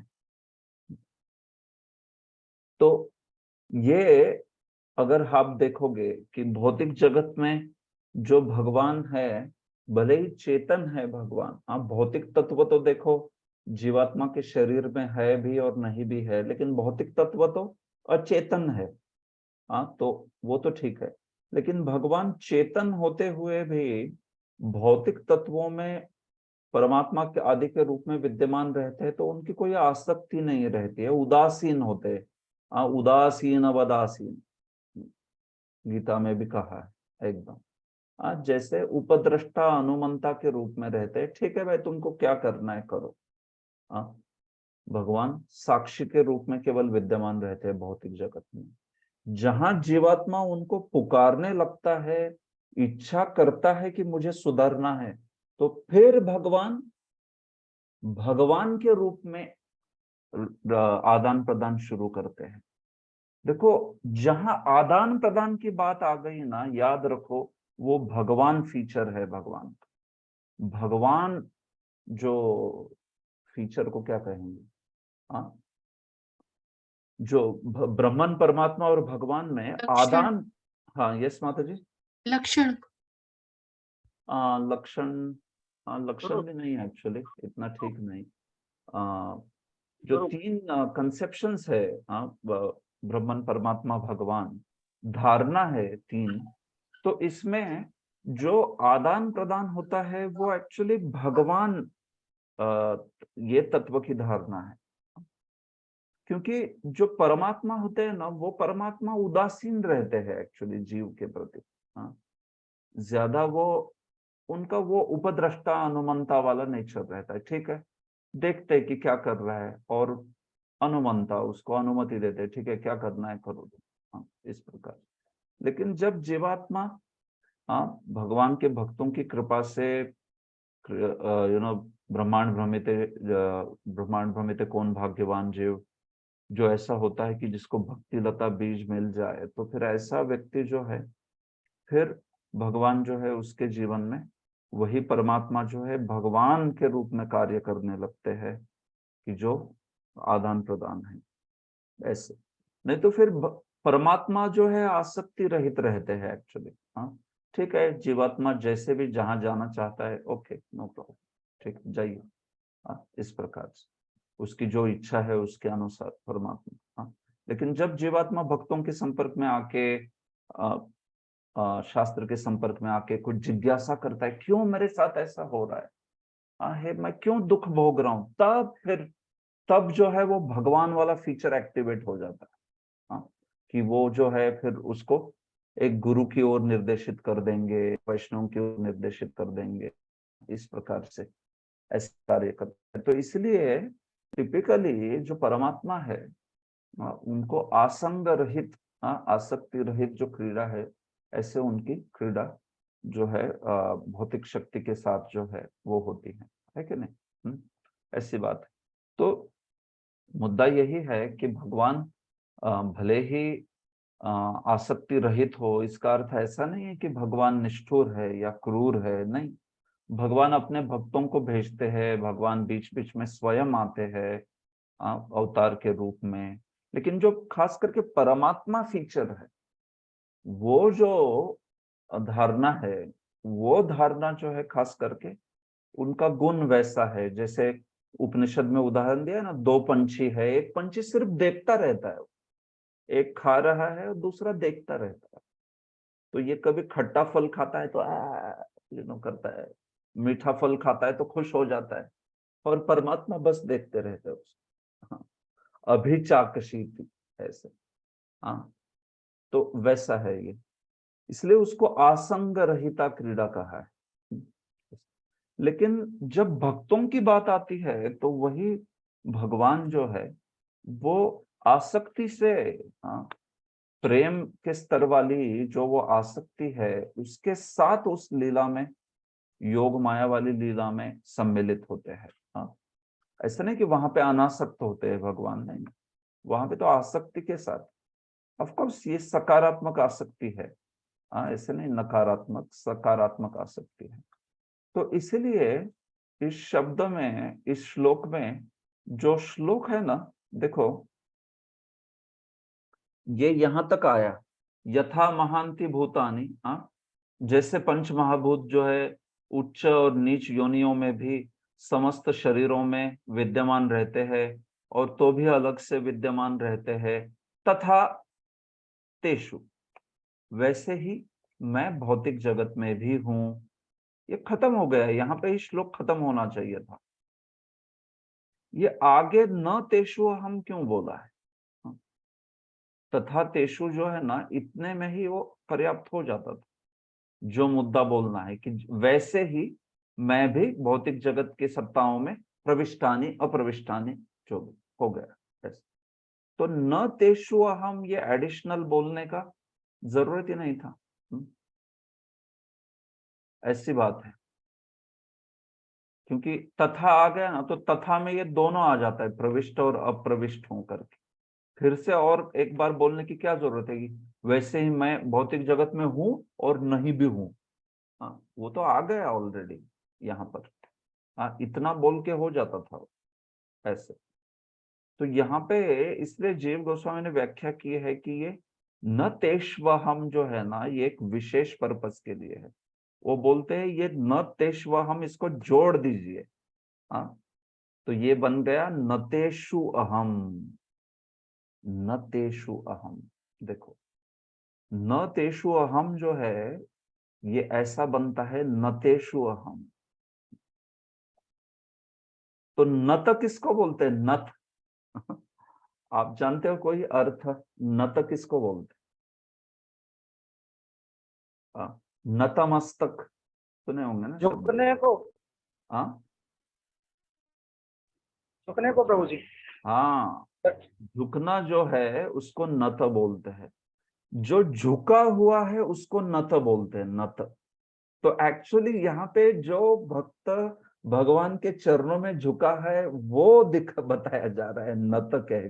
हाँ, तो भगवान क्या कह रहे हैं कि नतेषु अहम, मतलब एक्चुअली देखो, जहां तक बात आई भौतिक जगत की, तो जैसे भौतिक तत्व भौतिक शरीर में है भी और नहीं भी है, वैसे मैं भी भौतिक शरीर, भौतिक संसार में हूं भी और नहीं भी हूं। लेकिन नतेषु अहम, लेकिन जहां तक मेरे भक्तों का सवाल है, हाँ, मेरे भक्त जो है नत, यहाँ पे नत शब्द जैसे भक्त की तरह है। भक्तेषु मतलब का क्या अर्थ होता था? भक्तों में। हाँ, वैसे मैं भक्तों में हूं, ऐसा अर्थ होता था। भक्तेषु, भक्तेषु अहम, तो अर्थ होता था कि वैसे ही मैं भक्तों में हूं। तो उस वैसा ही अर्थ नतेषु से भी हो रहा है, वैसे ही मैं नतों में हूं। नत मतलब कौन? जो नतमस्तक है, जो मेरे चरणों में समर्पित है। हाँ, देखो, तो इसका बड़ा सुंदर अर्थ किया है हमारे आचार्यों ने। इसका अर्थ क्या है कि जैसे मैं भौतिक संसार में प्रविष्ट भी हूं और प्रविष्ट नहीं भी हूं, वैसे मैं मेरे भक्तों के हृदय में भी प्रविष्ट होता हूं और बाहर भी विद्यमान रहता हूं। हाँ, जो मेरे प्रेमी भक्त है, जो मेरे समर्पित भक्त है, उनके हृदय में भी स्वयं को प्रकाशित कर देता हूं मैं, और उनके सामने अपने रूप को बाहर भी मैं प्रकट कर देता हूं। हाँ, तो ये सब प्रेमी भक्तों के साथ होता है, क्योंकि भगवान कब स्फूर्ति करते हैं हृदय में? एक्चुअली किसी के हृदय में भगवान कब प्रकट होते हैं? हाँ, भाव के स्तर पे ही प्रकट होते हैं, प्रेम के स्तर पे ही प्रकट होते हैं, उसके पहले नहीं प्रकट होते।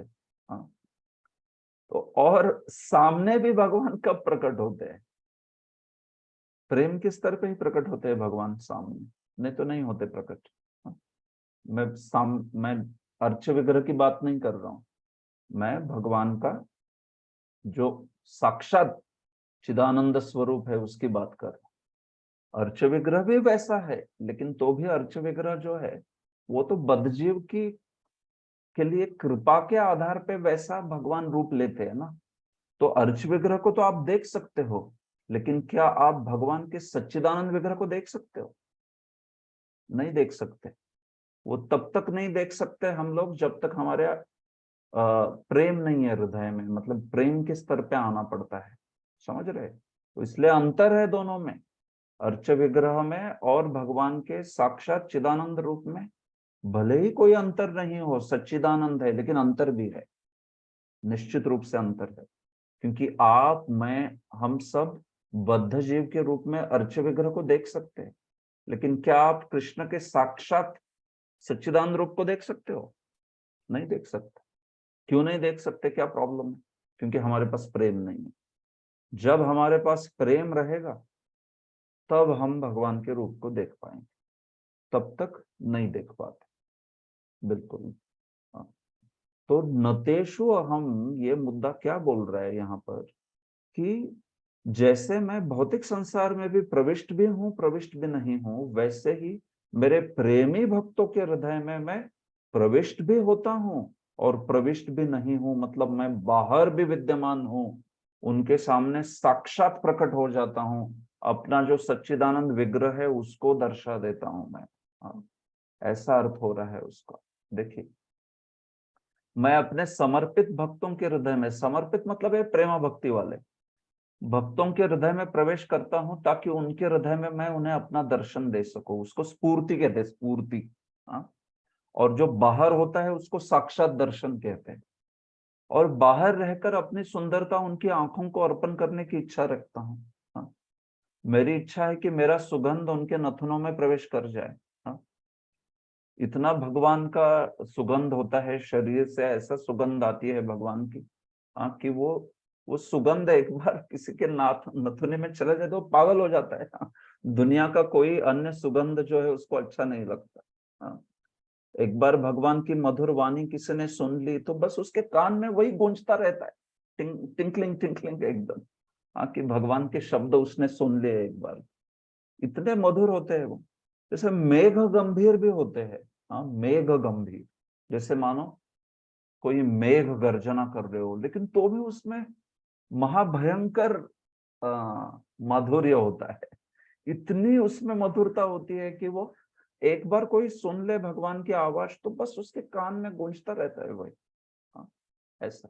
तो ये सब प्रेम भक्ति के स्तर पे प्रकट होता है। हाँ, ठीक है, उसके पहले होता नहीं, तो इसलिए थोड़ा ये सब प्रेम के लक्षण है। विश्वनाथ चक्रवर्ती ने इसको माधुर्य कादम्बिनी में वर्णन किया है। हाँ, भाव भक्ति पे पहले वो भक्त जो है भगवान के नूपुर की आवाज सुनता है, छन छन छन, उसको लगता है कहाँ से आ रही है आवाज। हाँ, देख नहीं पाता कुछ भी, क्योंकि दर्शन नहीं हो रहा है अभी भी, वो प्रेमा के स्तर पे होगा, लेकिन उसको नूपुर की आवाज सुनाई दे रही है। एकदम से, एकदम से भगवान की मुरली की आवाज सुनाई देती है और सोचता है ये क्या इतना सुंदर ध्वनि। हाँ, इस प्रकार।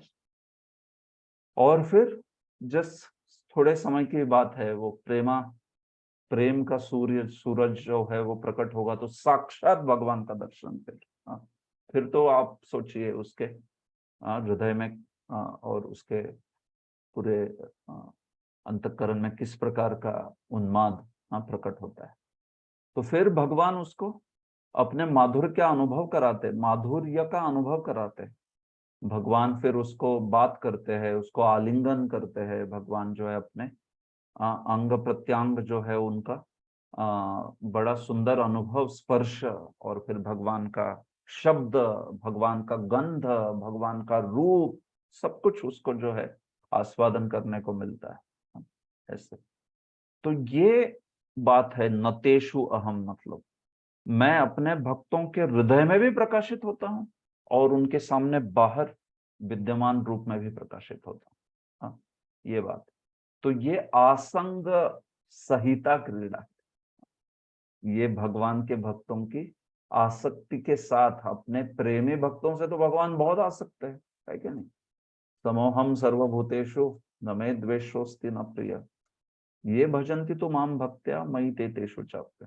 हाँ, ऐसा है। तो इस प्रकार से भक्तों के अंदर और बाहर भी स्थित होकर मैं गुणों से परे अपने शुद्ध भक्तों के लिए महान लगाव के साथ लीलाएं करता हूं, जिन्हें मैं त्याग नहीं सकता। हाँ, तो भौतिक संसार में भी भगवान प्रविष्ट है और प्रविष्ट नहीं है। और एक भक्त के लिए भी भगवान कह रहे, शुद्ध भक्त के लिए, कि मैं उसके हृदय में प्रविष्ट हूं और नहीं भी हूं प्रविष्ट, मतलब बाहर विद्यमान हूं, साक्षात रूप में विद्यमान हूं। इस प्रकार से ये भगवान की दो लीलाएं हो रही है।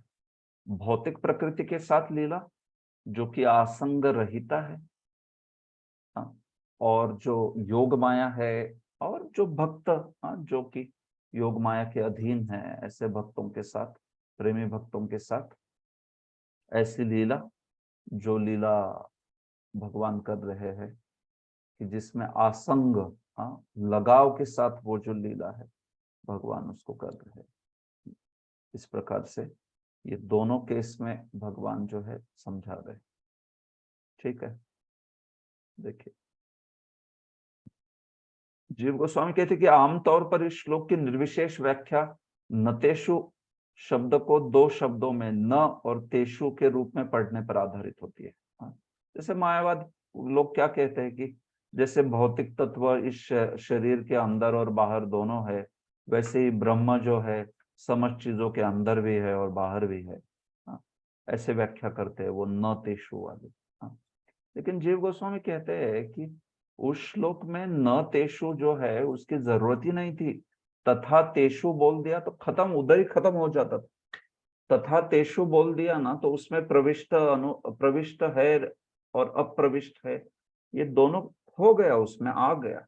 आगे वाला शब्द तो पुनरुक्ति हो गई ना, वो बेकार हो गया वो शब्द, तो इसलिए वो निरर्थक नहीं है, उसका कुछ और अर्थ है। हाँ देखिए, क्रिया प्रविष्टानि, प्रवेश करना और प्रवेश न करना के संबंध में केवल तेषु शब्दों से ही लिया गया है।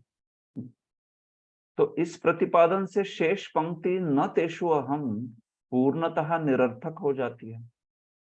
तो इसलिए जीव गोस्वामी इस समस्या को यह कहकर टालते हैं कि यह भक्तों को संदर्भित करने वाला शब्द है, न त मतलब जो झुका हुआ है, जो श्री कृष्ण के चरणों में झुका है, समर्पित है, तो ऐसे उस भक्त के हृदय में भगवान हृदय के भीतर से और बाह्य रूप से दोनों प्रकार से उसके साथ आदान प्रदान करते हैं। ऐसी बात, ठीक है। तो ये बात है, तो भगवान अपने भक्तों के प्रति प्रेम के कारण भीतर और बाहर दोनों जगह मौजूद है। योगियों के लिए भगवान केवल हृदय में मौजूद है परमात्मा के रूप में, लेकिन भक्तों के लिए हृदय में भी मौजूद है और बाहर परम जो भगवान है उसके रूप में भी विद्यमान है। इस प्रकार से तो इस श्लोक का यही रहस्यमयी अर्थ है एक्चुअली। आप देखोगे इस श्लोक को तो कोई कह सकता है कि देखो, अरे इसमें तो सीधा सीधा अर्थ है भाई, तुम लोग क्या अर्थ निकाल रहे हो, ये शुद्ध भक्त वगैरह वगैरह, क्या अर्थ निकालना चाहिए। जैसे पंच महाभूत ऊंच और नीच योनि में प्रविष्ट होते हैं और अनुप्रविष्ट भी होते हैं और फिर अलग से भी विद्यमान रहते हैं, वैसे तथा तेषु न तेषु हम, वैसे ही मैं ब्रह्म रूप में सर्वत्र विद्यमान हूँ और सर्वत्र विद्यमान नहीं भी हूँ। बस इतना अर्थ करना चाहिए था। ये आगे आप लोगों ने ये आसंग रहिता क्रीड़ा, आसंग सहिता क्रीड़ा, ये क्या क्या क्या क्या अर्थ लगाया है। तो विश्वनाथ चक्रवर्ती बोलते हैं, जीव गोस्वामी बोलते हैं कि देखो, अरे भाई अगर मायावादी की तरह वैसा अर्थ लगाया ब्रह्म का तो उसमें रहस्य क्या हुआ, रहस्य खाक रहस्य है फिर वो। भगवान ने बोला कि रहस्य, तीसरे श्लोक में मैं रहस्य बोलूंगा, तो वो तो सीधा सीधा है, उसमें रहस्य क्या है। इसलिए जीव गोस्वामी बोलते हैं कि यहाँ पे रहस्य की बात करनी है तो जो उधर दिख रहा है उसके परे जाना पड़ेगा आपको। जो दिख रहा है उतना, उसमें इतना दिख रहा है। भौतिक तत्व जैसे भौतिक शरीर में विद्यमान भी है, विद्यमान नहीं भी है, वैसे ही ब्रह्म जो है वो विद्यमान है और नहीं है। अंदर भी ब्रह्म, अंदर भी है बाहर भी है। उनको सब ऐसी बातें बहुत अच्छी लगती है ब्रह्म वालों को, अंदर भी है बाहर भी है सब जगह है। इस प्रकार से, अरे लेकिन ये रहस्य है क्या फिर, ये क्या क्या रहस्य है इसमें। रहस्य यानी ऐसी बात होती है जो कि वो सीधे सीधे पढ़ने से समझती नहीं, दिखती नहीं, वो नीचे वो रहस्य जो है विशेष होता है कुछ ऐसे। नहीं तो रहस्यत्व का अर्थ क्या हुआ। ये बात है। जीव गोस्वामी कहते हैं कि इसको, इस श्लोक को रहस्य कहा है ना भगवान ने, रहस्यम तदंगम च, तो फिर रहस्य से आपको कुछ विशेष अर्थ जो है वो चाहिए, नहीं तो फिर कैसा रहस्य हो गया वो। तो चार पहलू है, देखो रहस्य किसको कहते हैं। एक तो वो रहस्य जो है वो सीधा सीधा बोला नहीं जाता, दूसरा अदेय होता है, मतलब वो जल्दी मिलता नहीं किसी को, विरल प्रचारत्व, उसका बहुत ज्यादा प्रचार दिखाई नहीं पड़ेगा, कम लोग उसकी बातें करेंगे, और चौथा वो सबसे ज्यादा महत्वपूर्ण है। ये चार चीजें हैं जब कोई चीज को रहस्य कहना होता है। हाँ? तो देखो यहाँ पे इस श्लोक के अर्थ में इन्होंने ये किया है।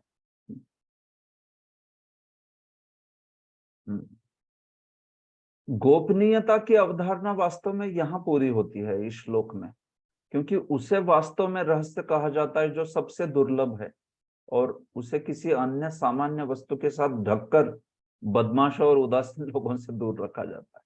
हाँ, उसको रहस्य कहते हैं, है कि नहीं।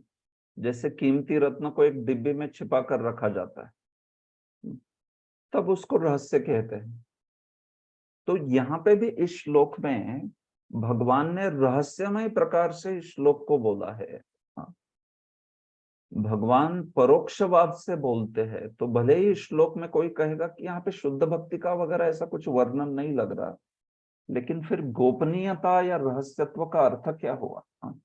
परोक्षवाद मतलब जो कि छिपी हुई व्याख्या, थोड़ा सा अप्रत्यक्ष रूप से व्याख्या करना, ये भगवान जो है हमेशा करते हैं, भगवान को अच्छा लगता है। परोक्षवाद जो है वो सीधी सीधी बात करना भगवान को अच्छा नहीं लगता। 11वें स्कंद में भगवान ने बोला है वो, परोक्षवादा ऋषयः परोक्षम च मम प्रियम, बोलते कि ऋषि लोग जो है ना वो सीधा नहीं बोलते, थोड़ा सा घुमा के बोलते हैं, और मुझे अच्छा लगता है बोलते हैं ऐसा परोक्षवाद में बोलना। सीधा सीधा बता दिया तो फिर क्या है, उसका रहस्य कुछ रहेगा नहीं। तो भगवान कहते हैं कि परोक्षम मम प्रियम। तो भगवान इसलिए कई बार गीता में वगैरह थोड़ा सा परोक्षवाद से बोलते हैं, उपनिषदों में, गीताओं में ऐसे परोक्षवाद से बोलते हैं थोड़ा सा।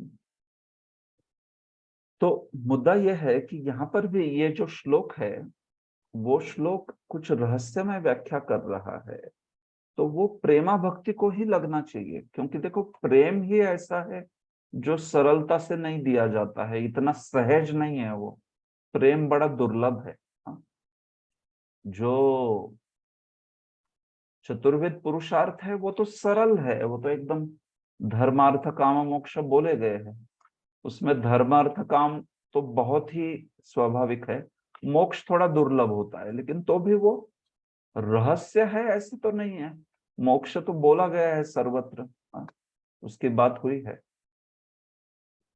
लेकिन प्रेमा भक्ति जो है वो बड़ा रहस्य माना गया है, क्योंकि उसकी चर्चा जो है वो शुद्ध भक्ति के शास्त्र ही करते हैं। तो यहाँ पे इस श्लोक में चूंकि ये रहस्यमय श्लोक है, तो हमें ऐसी चीज के बारे में बोलना चाहिए जो सहजता से उपलब्ध नहीं है, अदेय। तो मुक्ति सहजता से उपलब्ध है कि भक्ति मतलब प्रेमा भक्ति सहजता से उपलब्ध, दोनों में कौन सा सहजता से उपलब्ध है। सहजता मतलब शास्त्र जो है किसकी बात करता है बहुत, सर्वत्र शास्त्र में कई बार मुक्ति को बोला जाएगा, लेकिन प्रेमा भक्ति को तो बड़े विशेष शास्त्र ही बोलते हैं, जैसे श्रीमद् भागवतम हो या भगवत गीता हो।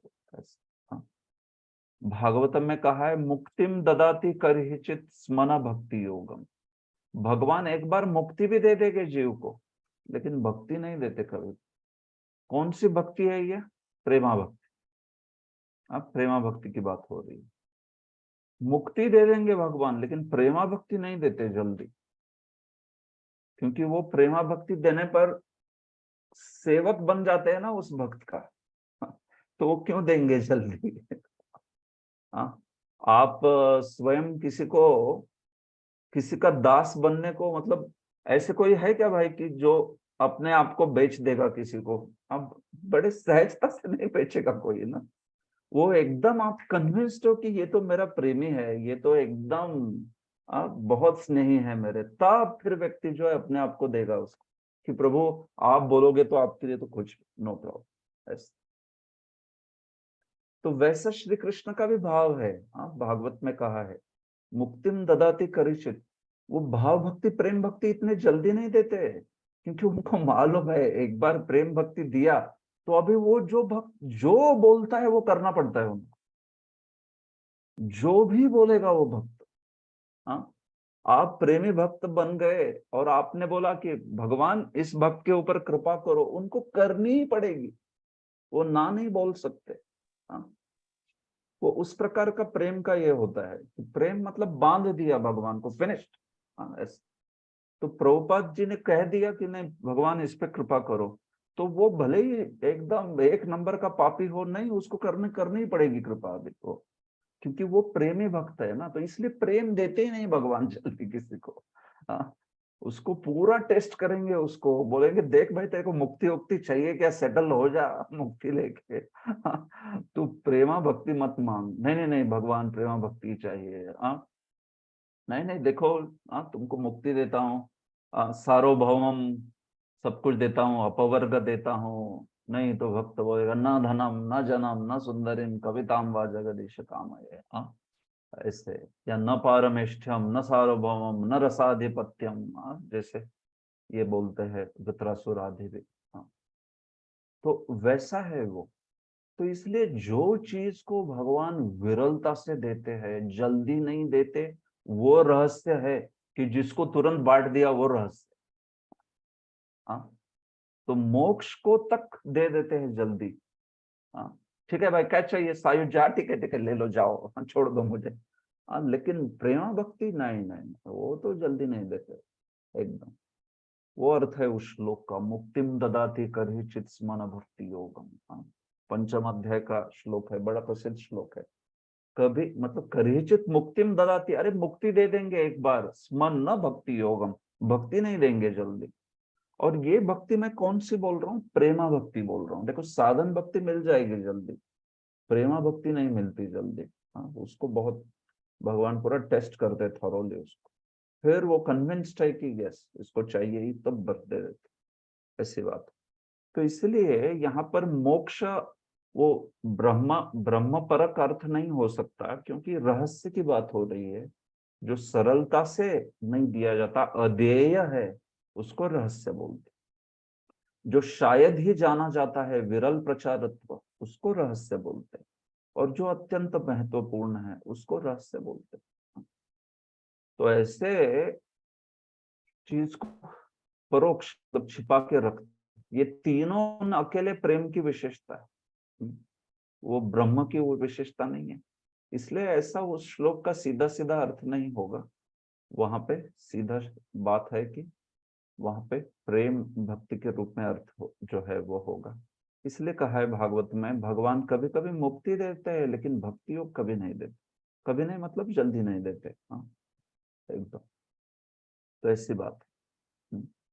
जीव गोस्वामी ने भी इस विचार का समर्थन करने के लिए कई श्लोक विधृत किए कि भक्ति ही शास्त्रों में वर्णित रहस्य है। हाँ, ब्रह्म नहीं है रहस्य, प्रेम है भाई, ब्रह्म नहीं है रहस्य। हाँ, ब्रह्म की तो कई जगह बात होती है, मुक्ति तो सर्वत्र बोली गई है। यह प्रेम है जो विशेष रूप से दुर्लभ है और जिसे भगवान आसानी से प्रदान नहीं करते। अरे आप मुक्ति की बात करते हो विश्वनाथ, जीव गोस्वामी तो देखो क्या चीज लिख दी, अरे वो शत्रुओं को मारते, दानवों को, असुरों को, उसको भी ब्रह्म दे देते। अभी बोलो अभी बोलो, इतना ब्रह्म ब्रह्म कर रहे थे तुम, किसको ब्रह्म दे देते भगवान? हाँ, किसी असुर को मार दिया, ठीक है चलो आ जाओ, हाँ सायुज्य मुक्ति दे दी उसको, ब्रह्म सायुज्य दे दिया, शरीर सायुज्य दे दिया, अपने शरीर की ज्योति में समा लिया उसको, बस हो गया। हाँ, तो इतना मुक्ति मुक्ति मुक्ति करते हैं ये लोग, वो मुक्ति किसको देते हैं भगवान? असुर को दे दी उन्होंने, जिस असुर को मार दिया। तो श्री जीव गोस्वामी बोलते क्या बड़ा रहस्य है फिर ये। रहस्य तो प्रेम भक्ति है।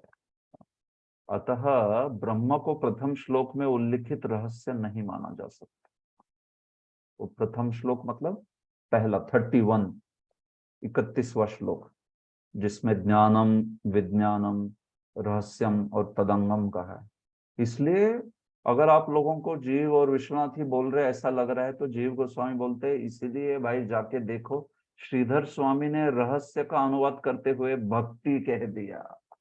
ठीक है, श्रीधर स्वामी ने स्वयं उस अनुवाद में अगर आप देखोगे, हाँ, उस अनुवाद में रहस्य शब्द का अर्थ क्या किया है? हाँ, भक्ति किया है। तो ये मुद्दा है। तो वो जो भक्ति है वही अर्थ है वहां पर रहस्य शब्द का। वहां पर ब्रह्म परक व्याख्या बहुत लोगों ने की है उसकी, हाँ, लेकिन वो ब्रह्म परक व्याख्या जो है वही बताया जा रहा है यहाँ पर कि वो वास्तविक व्याख्या सूट नहीं होती, क्योंकि ब्रह्म और भक्ति के इसमें आप अंतर देखिए, कि किस प्रकार का अंतर है। जो भक्ति है उसी को रहस्य के रूप में बोला गया है। 31वां श्लोक, ज्ञानम परम गुह्यम में यद विज्ञान समन्वितम स रहस्यम तदंगम च गृहान गदितम मया। 30वां श्लोक, आई थिंक प्रभुपाद जी के एडिशन में 31वां होगा। तो देखिए, ज्ञानम श्रीधर स्वामी का अर्थ देखिए, शास्त्रोक्तम, जो शास्त्र में बोला है उसको ज्ञान बोलते हैं। विज्ञानम अनुभव, अनुभव रियलाइजेशन। रहस्यम क्या बोल दिया? भक्ति। सीधे देखो भक्ति अर्थ किया है श्रीधर स्वामी ने। हाँ, यहाँ पे कितने भी बड़े बड़े व्याख्याकार इस श्लोक का अर्थ ब्रह्म के लिए करे, श्रीधर स्वामी जो मूल टीकाकार है उन्होंने कह दिया रहस्यम भक्ति सुगोप्यम अपि वक्ष्यामि इत्यादि निर्देशात तस्य अंगम साधनम। और उस रहस्य का अंग जो है साधन भक्ति, वो 4था श्लोक, ऐसा अर्थ है। ठीक है, हरे कृष्णा। तो ये श्लोक का अर्थ हुआ। ओके, ठीक है। तो हम लोग 8:50 हो गया ना। इस श्लोक के प्रभुपाद जी के तात्पर्य को देख के रुकते हैं। कल के सत्र में मैं इस अध्याय को समाप्त करूंगा। बचा हुआ एक श्लोक लेके हम लोग, बाकी श्लोकों में कुछ है नहीं ज्यादा, तो उसको हम लोग फटाफट कर देंगे। ठीक है, देखिए अभी आप समझ सकते हो, तात्पर्य बहुत आसान है क्योंकि आपको कंसेप्ट समझ गई इसकी। भौतिक सृष्टि के महान तत्व अर्थात पृथ्वी, जल, अग्नि, वायु तथा आकाश समस्त प्रकट वस्तु में, चाहे समुद्र हो, पर्वत अथवा जो भी जलचर, पौधे, सरीसृप, जिनका भी भौतिक अस्तित्व है, उनके शरीर में प्रवेश करते हैं, किंतु साथ ही साथ वे उनसे पृथक भी रहते। बराबर बात की हमने इसकी। अब पंच महाभूत आएगा भी शरीर में और अलग से भी विद्यमान है क्या नहीं? देखो, पहले तत्वों की उत्पत्ति हुई, अतः वे शरीर की रचना के बाद में प्रविष्ट हुए। किंतु दोनों ही दशाओं में वे विश्व में प्रविष्ट हुए और नहीं भी प्रविष्ट हुए, क्योंकि है भी और अलग से भी विद्यमान है। इसी प्रकार परमेश्वर अपनी विभिन्न शक्तियों, अंतरंगा तथा बहिरंगा सहित इस ब्रह्मांड की प्रत्येक वस्तु के भीतर स्थित है, और उसी के साथ साथ वे अपने प्रत्येक वस्तु के बाहर वैकुंठ लोक में भी स्थित रहते हैं। इस भौतिक जगत के हर एक वस्तु के भीतर है, लेकिन साथ साथ वैकुंठ लोक में भी स्थित है। तो ये आसक्ति सहित वाली क्रीड़ा है कि आसक्ति रहित वाली? कौन बताएगा? ये आसक्ति रहित है। हाँ, आसक्ति रहित। ठीक है, ओके, गुड। आगे देखिए, तो इसके लिए प्रभुपाद जी ने वो श्लोक कोट किए सारे। गोलोक एव निवसत्य अखिलात्म भूतो। हालांकि भगवान गोलोक में निवास करते हैं, लेकिन पूरे समस्त अखिलात्म भूतो, समस्त ब्रह्मांड में भी विद्यमान है। ऐसे गोविंदम आदि पुरुषम तमहम भजामि। अंडांतरस्थ परमाणु चयांतरस्थम, पूरे हर एक अंडांतरस्थ ब्रह्मांड के अंतर्गत है, और ब्रह्मांड के अंतर्गत हर परमाणु के अंतर्गत भी है। ऐसे लाइक दैट। निर्विशेषवादी कल्पना कर सकते हैं और चाहे तो अनुभव सकते हैं कि परम ब्रह्म सर्वव्यापी है। इस प्रकार वे इस निष्कर्ष पर पहुंचे कि उनके साकार होने की कोई संभावना नहीं। यही श्री भगवान के दिव्य ज्ञान का रहस्य है। यह रहस्य भगवान का दिव्य प्रेम है, और जो भी भगवान के ऐसे दिव्य प्रेम से पूरित होता है, वह प्रत्येक परमाणु तथा जड़ एवं चेतन पदार्थ में भगवान का दर्शन कर सकता है। तो प्रभुपाद जी बता रहे, अरे भाई रहस्य तो भगवान का दिव्य प्रेम है। अब परम ब्रह्म सर्वव्यापी है, अंदर है, बाहर है, वो तो ठीक है, उसको कौन ना बोल रहा है, लेकिन क्या उतनी ही व्याख्या करोगे आप? बस खत्म। हाँ? जहां व्याख्या रहस्य की बात आ गई तो फिर उसके आगे भी उसका विस्तार होगा ना। न तेषु हम, मैं अपने प्रेमी भक्तों के साथ भी वैसा ही व्यवहार करता हूँ, अंदर बाहर दोनों। हाँ, ये मुद्दा है उसमें। प्रेमांजन छुरित भक्ति विलोचने न, हाँ, संत सदैव हृदयेषु विलोके। देखो, प्रेम रूपी अंजन से युक्त नेत्रों से संत लोग हृदय में तो भगवान को देखते ही देखते हैं, और उसी श्याम सुंदर को बाहर भी देखते हैं। लेकिन बड़ा इंपॉर्टेंट क्राइटेरिया है प्रेमांजन। प्रेम के अंजन वाले चक्षु चाहिए। हाँ, वो बहुत बड़ा क्राइटेरिया है। शुद्ध भक्त है वो, तब वो इस प्रकार से देख पाते अंदर बाहर भगवान को। हाँ, हम लोग क्या, हम लोग बस अर्च वगैरह में देख पाते कितना, है क्या नहीं? हाँ, हम लोग तो थोड़े ना सच्चिदानंद विग्रह या फिर भगवान को हृदय में देख पाते। तो ये बात है।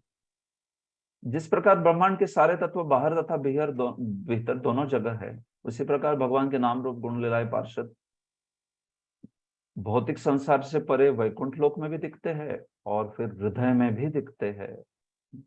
ऐसे जैसे प्रभुपाद जी कहते हैं, जैसे टेलीविजन में वस्तुएं दिखती है। हाँ, टेलीविजन से दूर दूर तक की चीजें देख सकता है, यहाँ बैठ के अमेरिका में क्या चल रहा है देखता है, लेकिन वैसे भगवान के भक्त जो है अपने हृदय में भी भगवान का दर्शन करते हैं, प्रेमी भक्त, और आध्यात्मिक जगत में क्या चल रहा है उसका भी दर्शन कर सकते हैं। इस प्रकार से आगे तो ये भी बातें सब बोली है, देखिए, मुक्तिम ददाति करहिचित स्मन भक्ति योगम। हाँ, मुक्ति दे देंगे एक बार, भक्ति नहीं देंगे, वो बहुत कठिन होता है। इसलिए भक्त के हृदय में भगवत प्रेम का उदय होना एक महान रहस्य है। ये रहस्य जो है यहाँ पे बोला गया है, और उस रहस्य को प्राप्त करने के लिए बाकी आगे सब भक्ति योग की भक्ति योग की विधि है।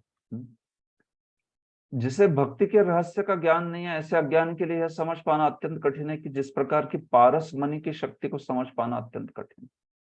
पारस मणि कितने लोगों समझ पाते हैं? हाँ, ज्यादा नहीं ना। तो वैसे ही भक्ति की जो दुर्लभता है वो बोली है। हाँ, सब डिस्कशन वही है, इसलिए भक्ति को ही रहस्य कहा जा सकता है। सर्वोच्च और सर्वाधिक गुह्य, हाँ, वो भक्ति है। सर्वगुह्यतमम भूयः शृणु मे परमं वचः, है कि नहीं? सर्वत्र आता है ये। हाँ, गुह्यतमम, हाँ, इदम तु ते गुह्यतमम प्रवक्ष्याम्यनसूयवे। हाँ, ज्ञानम विज्ञान सहितम यज् ज्ञात्वा मोक्ष से शुभा। सब जगह गुह्यतम मतलब भक्ति का ही ज्ञान आता।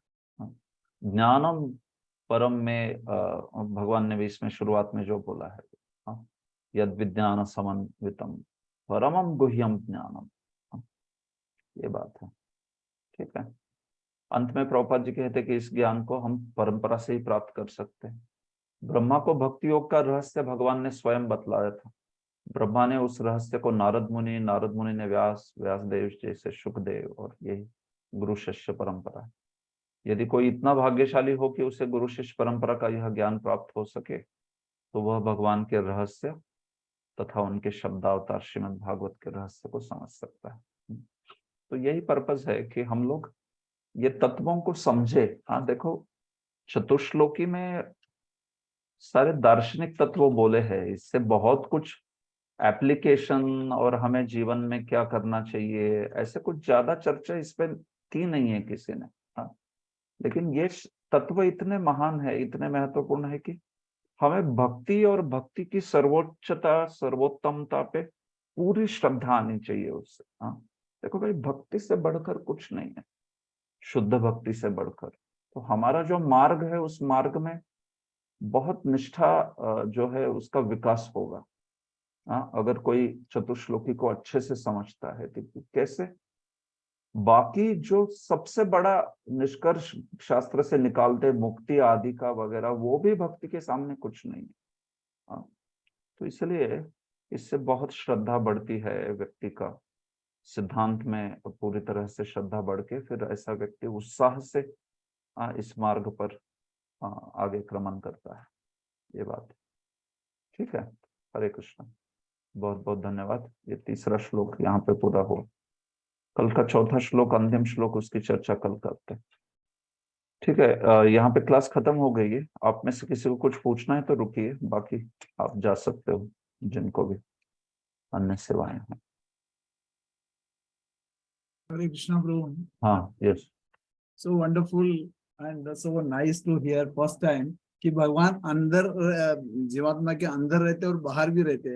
ये जो चीज है पहली बार हमें ठीक और स्पष्ट तरह से हम समझ पाए थे। Thank you so much for that.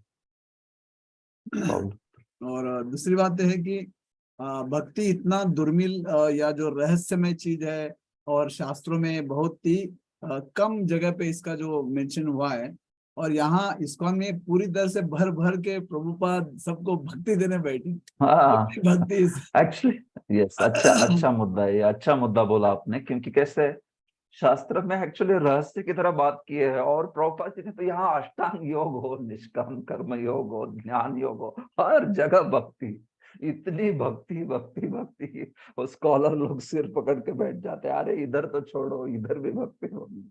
तो एक्चुअली ये कृपा है प्रभुपाद की, सही में। हाँ, इतना बड़ा रहस्य जो है, उस रहस्य को इतना सब अपने अनुकंपा से पूरा भर भर के दिया है, भर भर के।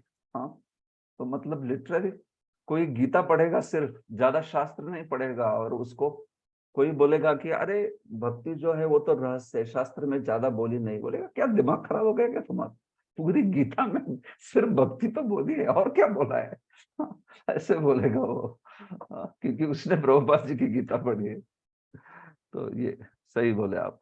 यस, ये तो प्रभुपाद जी का अलग भाव है। बहुत मुझे रिफ्लेक्शन याद आता है कि रामानुजाचार्य को वो ओम नमो मंत्र मिला नारायण था, मंत्र देने के लिए 18 बार उनको 100 किलोमीटर हाँ, उनको बोल आने के लिए बोलते हैं, और 18 बार जब सुनते हैं तो वो पूरी दुनिया को सीक्रेट सबको बताते जाते हैं। उसी तरह प्रभुपाद ने भक्ति सबको, दुनिया को शुरू से एंड तक बता के उनको मुक्त करने के मुक्त हृदय से उन्होंने सबको दे दिया है।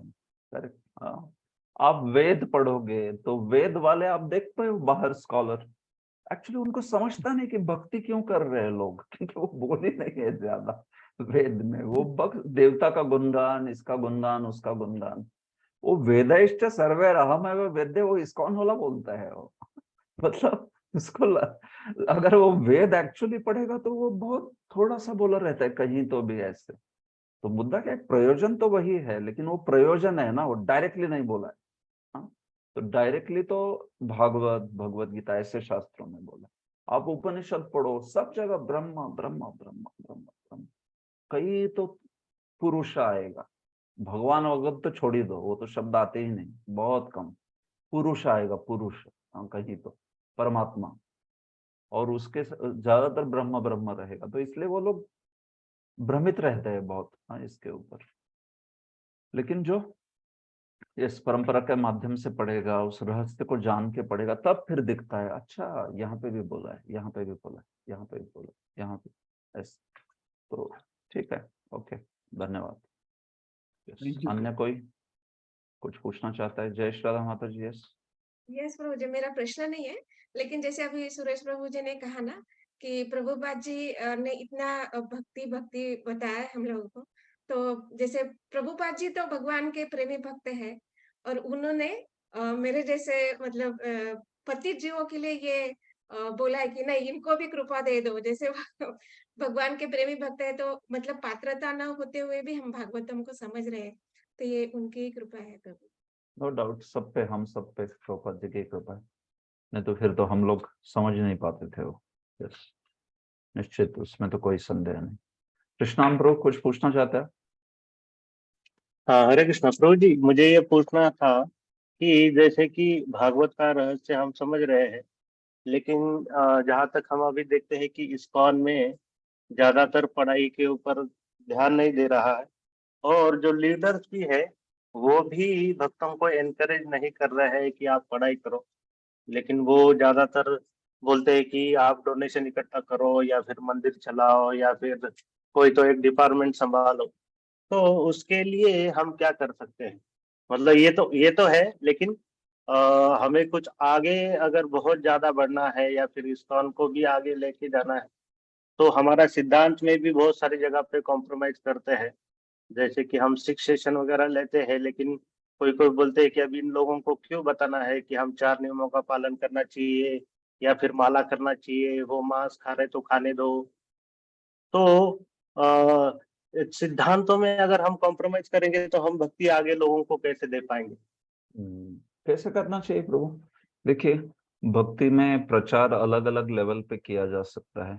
तो क्या करना चाहिए, हर एक व्यक्ति ने अपनी अपने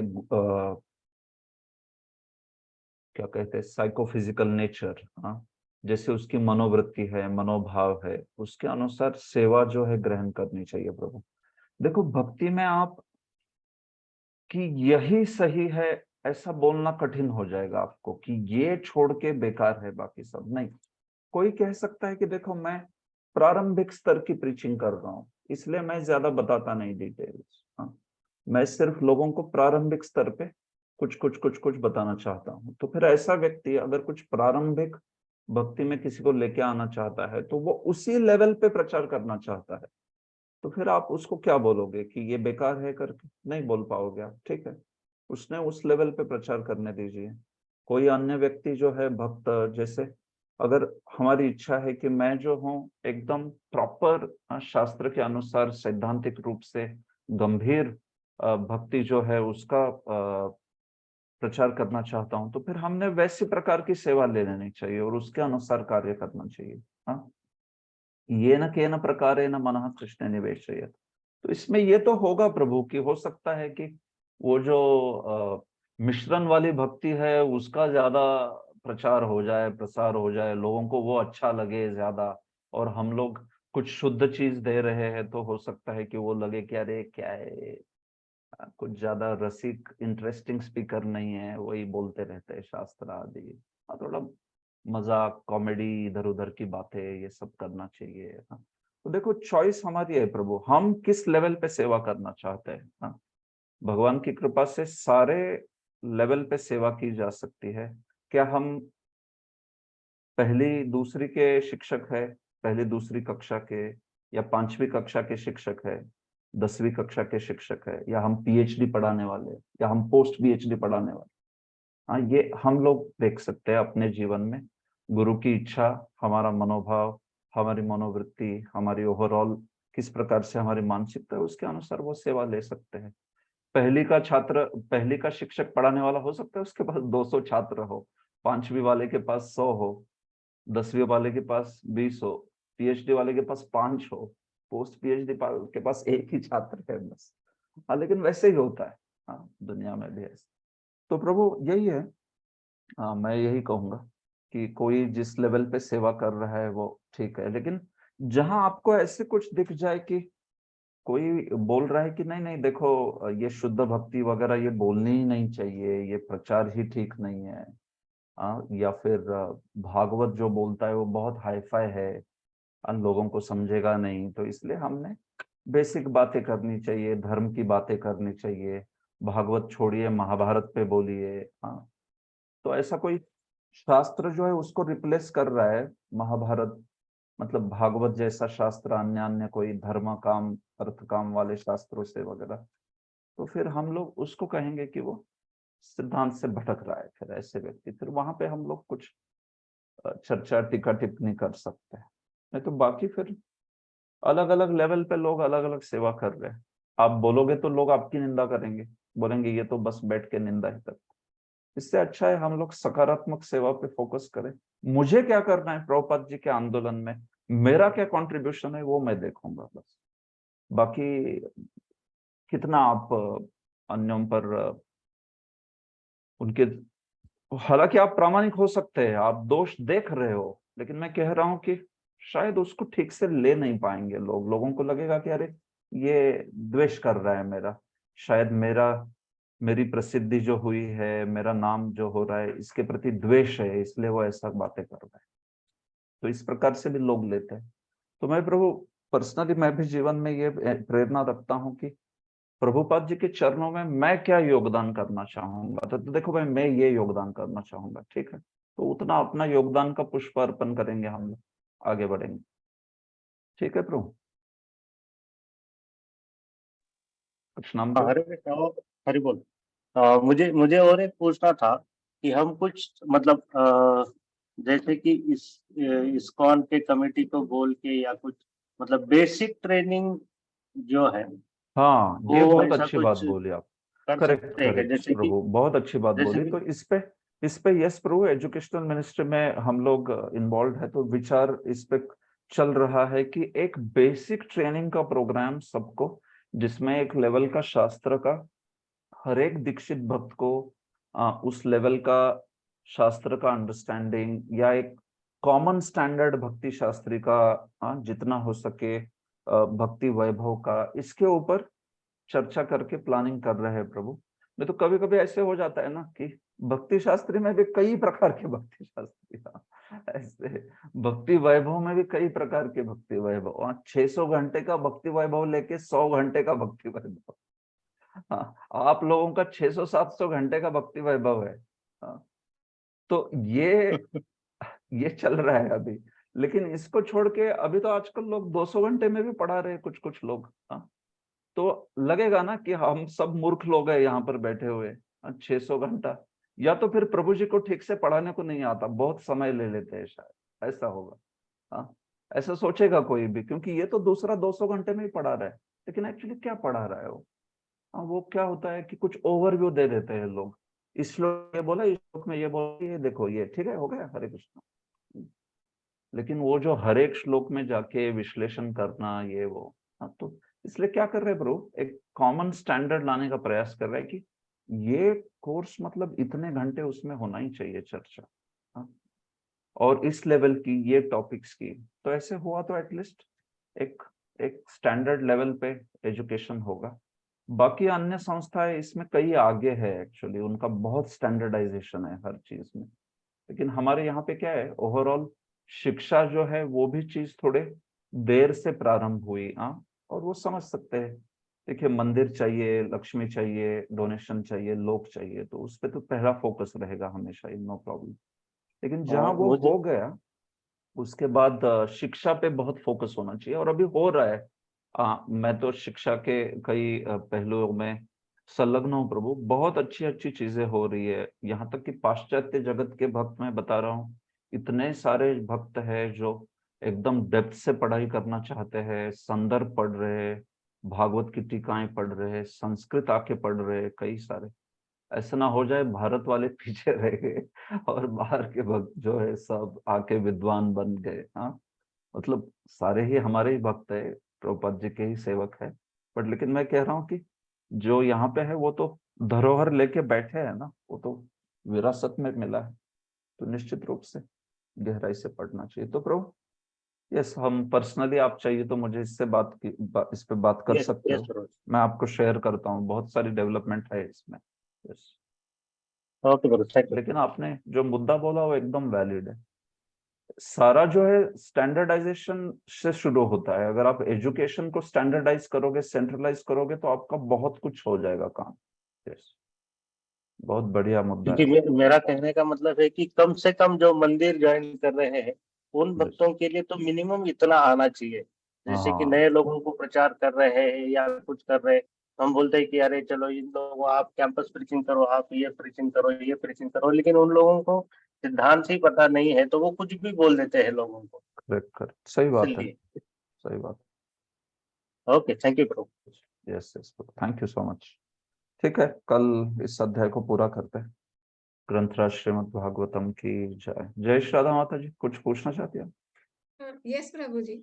जैसे अभी प्रभु जी ने पूछा ना कि उसके ऊपर ही मुझे पूछना था कि जैसे कभी-कभी देखा जाता है ना कि किसी-किसी भक्त को पढ़ने में रुचि रहती है, मतलब जैसे कि अभी ये भक्ति वेदांत वगैरह जो क्लासेस चल रहे हैं, तो इसके वैभव वगैरह क्लासेस, इसमें उसको रुचि होती है, लेकिन देखा जाता है कि कभी कहा जाता है कि क्या ज़रूरत है, मतलब प्रभुपाद के अनुवाद समझ लिए, तात्पर्य समझ लिए, तो इसका इतना गहराई में अध्ययन करने की क्या आवश्यकता है? तो ऐसे परिस्थिति में, ऐसे सिचुएशन में क्या करना चाहिए? हाँ, नहीं, वही है कि ओवरऑल मैं समझ सकता हूँ थोड़ा। देखो, ज्ञान ज्ञान का अर्जन करने वाले से थोड़े डरते हैं सब कोई। हाँ, हर कोई। ज्ञानार्जन में चला गया तो कैसे होता है कि फिर ज्ञान हो गया तो उसको कंट्रोल करना मुश्किल हो जाता है। हाँ, बाकी आप हर चीज से कंट्रोल कर सकते हो, लेकिन ज्ञान ज्यादा हो गया तो फिर मुश्किल रहता है कंट्रोल करना। तो इसलिए भी डर रहता है लोगों को कि भाई, इसलिए थोड़ा अज्ञान में रहे तो ठीक है, कंट्रोल होगा। ज्ञान ही बनेगा तो फिर मुझे ही सुनाएगा, प्रोजे ऐसा नहीं है, भागवत में ऐसा बोला है, ऐसे। तो वो एक डर रहता है। लेकिन साथ ही साथ किस प्रकार का हमारे आंदोलन में भी एक थोड़ी दूसरी चीजों की प्रायोरिटी रही है शुरुआत में, क्योंकि जरूरी भी होती है वो, जैसे मंदिर आदि बनाना, भक्त बढ़ाना, हमेशा उस पर बहुत जोर रहता है। लेकिन अगर कोई भक्त इस टाइप का है कि जिसकी रुचि है पढ़ने में, जो अच्छे से समझ पाता है, पढ़ने में रुचि है, तो उसको एक्चुअली प्रोत्साहन देना चाहिए। तो देखो, मैं कहूंगा इसमें सब कुछ निर्भर करता है कि जो नेतृत्व है मंदिर का, लीडरशिप जो है, वो कितनी मात्रा में वे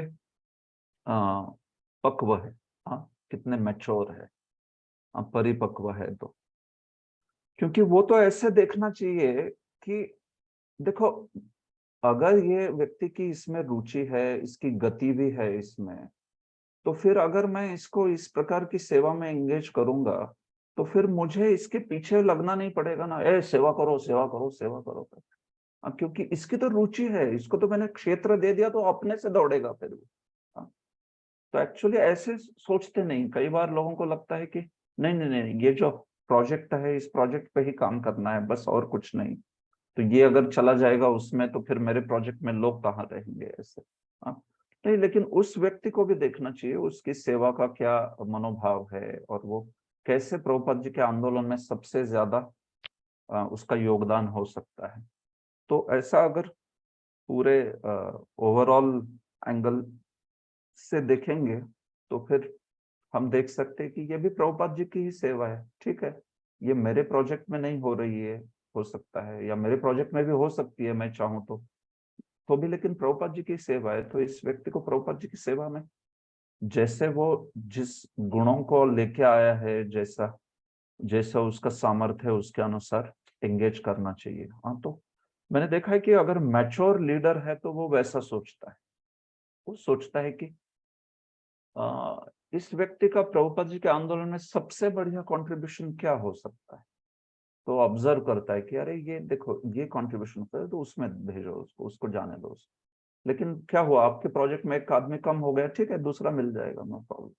लेकिन ये व्यक्ति का तो मैं समझ गया कि ये किस में आगे बढ़ेगा। तो ऐसे मैच्योर लीडर रहते हैं तो फिर बहुत अच्छा है कि फिर वो देखेगा कि ये व्यक्ति प्रभुपाद जी की सेवा में यहाँ आगे बढ़ रहा है, बढ़ने दो उसको बहुत आगे चल के। और फिर वो सेल्फ मोटिवेटेड लोग रहते हैं, आपको पीछे नहीं पड़ना पड़ता उसको, वो तो अपने से करेगा। उसको बोलो कि इतना इतना कर दो, वो उसके 2 गुना कर देगा। ऐसे होता है, क्योंकि आपने बराबर सेवा को एंगेज किया। तो प्रभुपाद जी का ऐसा था, प्रभुपाद जी ऐसे बराबर विजनरी थे, देख लेते थे कि किसको किस प्रकार की सेवा में एंगेज करना चाहिए। हाँ, तो आएगा वो माता जी, धीरे धीरे थोड़ा सा मैच्योर लीडरशिप बढ़ेगी, और सबको ही एजुकेशन होगा, शिक्षा से थोड़ा ब्रॉड बुद्धि जो है वो भी थोड़ी सी बढ़ती है, और फिर समझता है कि कैसे इसको किया जा सकता है। तो मैं देख रहा हूँ कि काफी मात्रा में धीरे धीरे करके बढ़ रहा है। तो ऐसी केस में क्या कर सकते हैं, अगर कोई इस प्रकार की स्थिति है, तो कम से कम ऐसे जो उस सेवा में जो बुद्धिवादी भक्त है, और उस सेवा में जिनसे इंस्पिरेशन मिलती है, तो उनसे घनिष्ठ संबंध, उनसे उनका संग लेते रहना चाहिए। हाँ, ताकि वो प्रेरणा बनी रहेगी।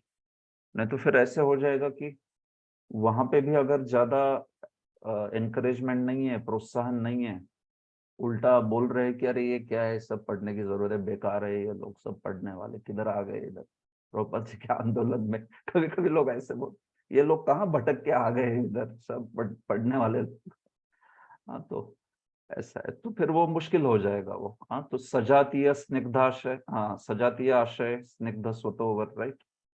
संघ में ये तीनों चीजें लगती है। भक्त आपसे स्निग्ध होने चाहिए, आपसे स्वतोवर भी होने चाहिए, और सजातीय आशय होने चाहिए।